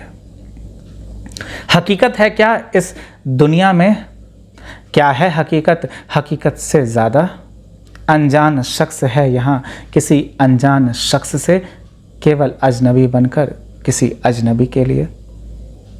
हवाएं हैं हर तरफ जरा देखो, उधर उतरता हूँ मैं अभी इन हवाओं में तुम्हारे लिए। हवाएं हैं हर तरफ जरा देखो, उतरता हूँ मैं इन हवाओं में तुम्हारे लिए। फना होकर ही जब फिज़ा आ गई मेरे आसपास, मेरे गले से लगकर सिर्फ कहती है मुझसे तुम हो सिर्फ मेरे लिए। कोई रहे इस ज़िंदगी में, कोई बन जाए मेरी किस्मत उम्र भर के लिए, क्या पता मुझे कब तक मैं हूँ, क्या पता कौन सी रात मेरी आखिरी रात है ऐ सनम, किसकी ज़िंदगी में कौन है क्या पता किसके लिए। अभी चल रहा हूँ मैं आहिस्ता, अभी आ रहा हूँ मैं पास तुम्हारे फिर से इसी वक्त के लिए, पहचान लो मुझे तुम कि वही पुराना आशिक ठहरा मैं तुम्हारा, तुम्हारा दोस्त ही हूँ मैं दोस्ती के लिए, सिर्फ होने के लिए। कोई किसी को अलविदा कह रहा है कोई किसी के पास जा रहा है। कौन किससे जुदा, कौन किससे अलग, ऐ सनम जुदाई हो तो सिर्फ जुदाई के लिए, मोहब्बत हो तो सिर्फ मोहब्बत के लिए। जिंदगी की बहुत कशमकश रही जिंदगी भर जिंदगी के लिए। जिंदगी में बेचैनियां तो हैं बहुत ऐ दोस्त, हर रात की बेचैनी, हर रात की वही बेचैनी, सिर्फ और सिर्फ बेचैनी के लिए। अभी मेरी करवटें हैं थोड़ी ज़्यादा, मेरी करवटों के आसपास ज़रा आकर देखो। मेरे दिल की हर धड़कन से नाम आ रहा है तुम्हारा धीरे धीरे, मेरे दिल में ज़रा 2 पल उतर के देखो। मैं कैसे ले लूं अभी तुम्हारा नाम अपनी ज़िंदगी में, सिर्फ तुम्हारे नाम के लिए।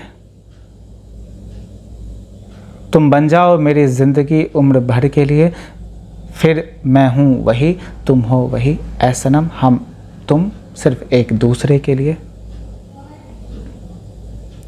कोई दास्ताने खुद गर्ज रहा यहाँ, कोई कमबख्त गुस्ताख ही सही, मेरी गुस्ताखियाँ बन जाओ सनम तुम अभी इस रात, एक गुस्ताखी करूँ मैं इस रात के लिए। बहुत से जज्बात हैं, बहुत से आंसू अभी भी हैं मेरी आँखों में, जो बहकर टूट ही गया मेरी आँखों से, ज़रा 2 पल के लिए ढूंढो मुझे तुम अपने कतरे कतरे में, ऐ दोस्त ज़र्रे ज़र्रे में मिल गया हूँ मैं फ़ना होने के बाद, ज़र्रे ज़र्रे के लिए। इस दुनिया की परख अभी नहीं है मुझे, दुनियादारी की समझ भी है कहाँ।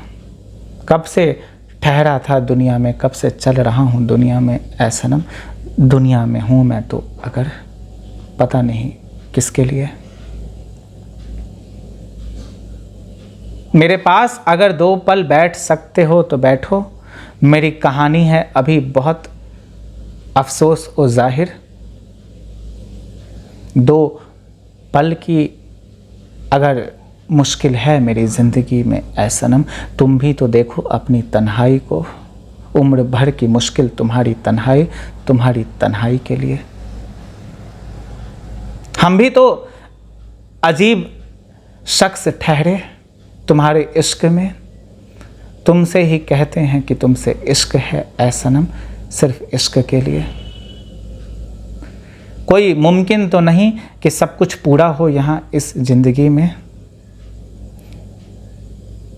अधूरे ही रह जाएंगे हम, ऐ सनम तुम्हारे होकर भी तुम्हारे लिए। कोई हमसा न होगा आशिक तुम्हारी ज़िंदगी में, कि जो कह दे तुमसे तुम्हारा हाल इस ज़िंदगी में। तुम्हारी आँखों से बह रहे अब भी आंसू हैं मेरी आंसुओं को देखते देखते, तुम्हारी आँखों से अब भी बह रहे आंसू हैं मेरी आंसुओं को देखते देखते। देखो ज़रा तुम मुझे, ऐ सनम अपनी तस्वीर में, ज़रा सिर्फ एक तस्वीर के लिए। मेरे आईने पे साया रहा तुम्हारा, मेरी रातों की नींद हो तुम ऐ दोस्त। मेरी नींदें हैं ज़रा नींदों से ज़्यादा, तुम अगर आ जाओ मेरे बिस्तर पर आज रात के लिए। मेरे ख्वाबों को देखो, मेरी कशिश में उतरो, कश्मकश है ज़िंदगी में बहुत ऐ दोस्त, ज़िंदगी की कश्मकश तो है ज़िंदगी के लिए। मैं कैसे कह दूं कि अभी शीशा बस टूट गया है मेरे सामने, पूरा मुल्क मेरे इंतज़ार में ऐ दोस्त। इस शहर को नाम क्या दूं, किसी नाम के लिए। एक अंदाज़ ज़ाहिर कि एक कारवां व आशिक, मोहब्बते अलहदा अगर कोई हुआ है तो ऐ सनम इल्ज़ाम व बाकी। अभी जहर दे दो तुम मुझे मौत के लिए, पी लूँ कतरा कतरा तुम्हारे हुस्न का, अगर जहर भी हो तो क्या हुआ ऐ सनम, अभी मर जाऊँ मैं तुम्हारे सामने सिर्फ तुम्हारे लिए। मेरे पास अभी कोई आता नहीं मेरी तन्हाई में, देख रहा हूँ मैं किसी को किसी के लिए। तुम अभी तक तन्हा ही ठहरे, क्योंकि तुम्हारी वफ़ा में तो है कोई बेवफ़ा ऐ सनम। किसी और की वफा के लिए। तो और भी कोई प्रश्न पूछना चाहें तो पूछें। कल्पना जी, अगर आपके पास भी कोई प्रश्न हो तो पूछें। Okay, I would like to take the first question by Kalpana. Any violation of any right of any woman is the violation of the supreme law of nature. Every woman has the right to practice abortion, and this right is the fundamental right of every woman. Even in India, if we take the very constitution of India into consideration, there have been certain amendments in the right to abortion. Now women can abort their children even after a considerable period of time. So there have been certain amendments, but I was very much saddened to see what has recently happened in the United States of America. The right to abortion was very limited, and it has almost been snatched from the women over there. And there have been violent protests over there in America regarding this. People have been protesting for so long, and I'm very hopeful that soon, very soon, this right will be provisioned to the women in a very mainstream manner. So if you want to abort a child, it is completely your right which you can exercise. I will not say that you do not have the right to exercise your freedom, because you have entered the very realm of sexuality. You entered into the very activity of sex by your consent. Now if there are certain after effects of that sexual activity, now you are pregnant and you do not want to deliver that child, it is your right, because this is your body, this is your bodily autonomy. So I will not say that the right to abortion is certainly violent or certainly destructive. It is not like that. It is your right. If you do not want to bring a child in this world, it is completely up to you. It is your decision, and I do not think the courts should even interfere in all these things. But for the fact we are living almost in a democratic world, and there is democratization of everything, so courts can decide regarding a lot of things, but as far as possible we should keep these things outside the purview of court as far as the very bodily autonomy is concerned. After that we can take care of certain other things which require certain legislative frameworks. But as far as the very matter of pregnancy and the matter of abortion are concerned, then every woman should be given this right equally, be it in India or in the United States of America. What has recently happened in America is utterly unfortunate. The status of India presently, it is quite fortunate. Women now have the right to abort their child, and even after many weeks they can exercise this right, and this should happen all across the globe, in each and every country, be it a European country or a country in the Middle East or a country in the Southeast Asia. This right should be a pervasive right, because you can exercise your own freedom over your body. If somebody asks you not to deliver a child when you want to deliver, this is also not right. When the world asks you to deliver a child, although you do not want to deliver that child, then that is also certainly an encroachment upon your freedom and encroachment upon your privacy. This is the breach of freedom. This is a breach of authority, your personal authority over your own body. You have certain freedom in your life. You can have certain authority over your body. That is undeniable. It cannot be doubted, and this right cannot be done away with. So certainly this right must be exercised by all women, and every woman should be treated in an egalitarian manner as far as the right to do abortion is concerned. So any violation of this right is the violation of the eternal principle of existence. It is the violation of the basic fundamental rights of everybody. The next question, if you can elaborate it, if you can simply read it once again. I'm not concerned about the status of any next life. This life is the only life, and this life will be in continuity. Even if any other life comes up, that life will be the continuation of this present life. There is no past, present and future. There is only present. Any life which is to happen in the future, that is also something which is happening in the present. It is just that it is happening in the present of the future, because that, present has not come till now. It is still happening somewhere. Once you reach that very pavement, once you reach that very state, you will experience it. But I am not concerned about any next life. I am not concerned about knowing it by using any method. Meditation is meditation. Meditation is the art of knowing yourself, knowing your reality in this present moment, for the present moment, by being situated completely in this present moment itself. So I'm not giving a lot of precedence to the future circumstances, to the future events.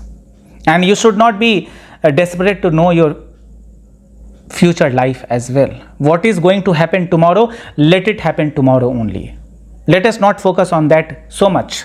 Let us make strategies and let us make some plans so that we can develop a future course of action that will help us succeed a little bit, that will help us plan a little bit in accordance with the future circumstances, with the future occurrences, so that we shall not do something which is harmful, and we should be prepared for what is about to happen. We can do a little bit of forecasting, a little bit of prognosis, as far as it is practical, as far as it is constructive, and as far as it is not superstitious. But I will not lay a stress on the very fact that I should know about my future life, or he should or she should know about his or her future life, or even about my past life. Who was I in my past? It is completely my own personal matter. Who I used to be at that time, it is my personal matter. Whether I know it or don't know it, it is my personal concern. I don't think anybody should be desperate enough to know about his or her past life. Past life is past life, it is gone forever. Now it is your present life. You should bring your reality in your present life the best way possible. I was not very much adamant to know about my past life, whether I was Osho or not. At that time, I was not striving for that. It happened automatically. It happened on its own. I have never been in any process called past life regression therapy. I have never undergone such things. I have never experienced such things. It had to happen on its own. It happened. I was simply lying on my bed, and ultimately everything came up. I visualized everything. I was unconscious, and I was unconscious for 6-7 hours, and everything came as if it was happening in reality, happening right before my eyes. Although I was unconscious, but I could see everything right before my eyes happening in the real time scenario. That is another thing. But I will not ask you to delve deeper into the very phenomena of your past life or your future life. If you are doing meditation, you are doing meditation for your present life only, for your present moment, to make your present life better, to make your present life more qualitative, and to focus on that eternal inner mechanism, on that eternal inner instrument which will help you merge with the infinite. That is what I have always been talking about. So my focus is on meditation. My focus is on the very reality of life, on the very absoluteness of life, on the very eternal principle of life, on the very element of life. I am focusing on that element of life. I am not focusing on meditation just to bring out what had happened in my past or what will happen in the future. No, I am not concerned about it. And if you are concerned about both these things, it will only mean that you are a little bit greedy, or you are a little bit deviated. Why are you so adamant, so stubborn to know the future? If you even know the future right now, I don't think that future will be the real future, because future is subjective in nature. It is relative in nature. Many things can happen in the future. There are a plethora of things which are possible that can happen in the future. There are many possibilities. tremendous number of possibilities, end number of possibilities, myriad possibilities. And out of those possibilities, which possibility will manifest, nobody knows. If you come to know about it, then the very melody of that very possibility, then the very richness of that future, it will be lost forever. So I don't tell anybody to unlist the very mystery of the future. Let it remain mysterious. There are certain things in this world which must be mysterious. The reality of God, it must be mysterious, and neither can it be unleashed or unveiled in the fullest of expressions. You cannot unleash God completely. It will remain mysterious forever, and that mystery is the very melody, is the very rhythm of spiritualism. If that mystery is no longer there, then you cannot understand God, you cannot experience God. Then all your experiences will be second-hand experiences. It will not be the primary experience, it will be only a secondary experience. Primary experience can only happen when there are certain mysteries involved. There have been many seekers and many sages in the past. Gautam Buddha, Krishna, Muhammad, Guru Nanak, many people, many spiritual people, many great personalities. All of them have understood God. All of them have demystified God. All of them have unveiled the very supreme plane of existence. And everything has been written in many scriptures, in the Vedas, in Quran, in Bhagavad Gita. A lot of things have been written regarding the very similar eternal phenomenon, regarding the very similar eternal infinity. But still, there is a lot of mystery associated with this very spiritual realm. There is a lot of mystery associated with God. Let God remain a mystery, and let your life remain a life of exploration. Let your thinking remain curiosity. Let your dreams remain the very pavements, the very roadmaps to attain that eternal being. Let your heart remain the place for embodying God. Let your soul become the very infinite happening, the indestructible happening. Let your eyes remain the very apparatus to behold what cannot be seen at all. Let your tongue be the medium to taste the very infinity. Let your words become the expression of endlessness. Let you yourself become the medium to express and convey what is always inexpressible and what is always something which cannot be conveyed. Just become a medium of transmission. After that, you will no longer remain a medium. You will become the source, because you are also the source. Temporarily, you are the medium. For the time being, you are the medium, because this is the beginning. This is the inception of your exploration. After some time, you will merge with the indestructible. You will merge with the supreme being. And that is the prime goal of everybody. So I am not talking about any future life or any past life. I am only talking about the present life. Become situated completely in your present life, and that will help you reap most of the benefits in your life. That will help you succeed in life. That will help you understand your immortal self. That will help you transcend the very mundane boundaries of existence. That will help you achieve the various planes of existence, and you will immortalize and assimilate all these things.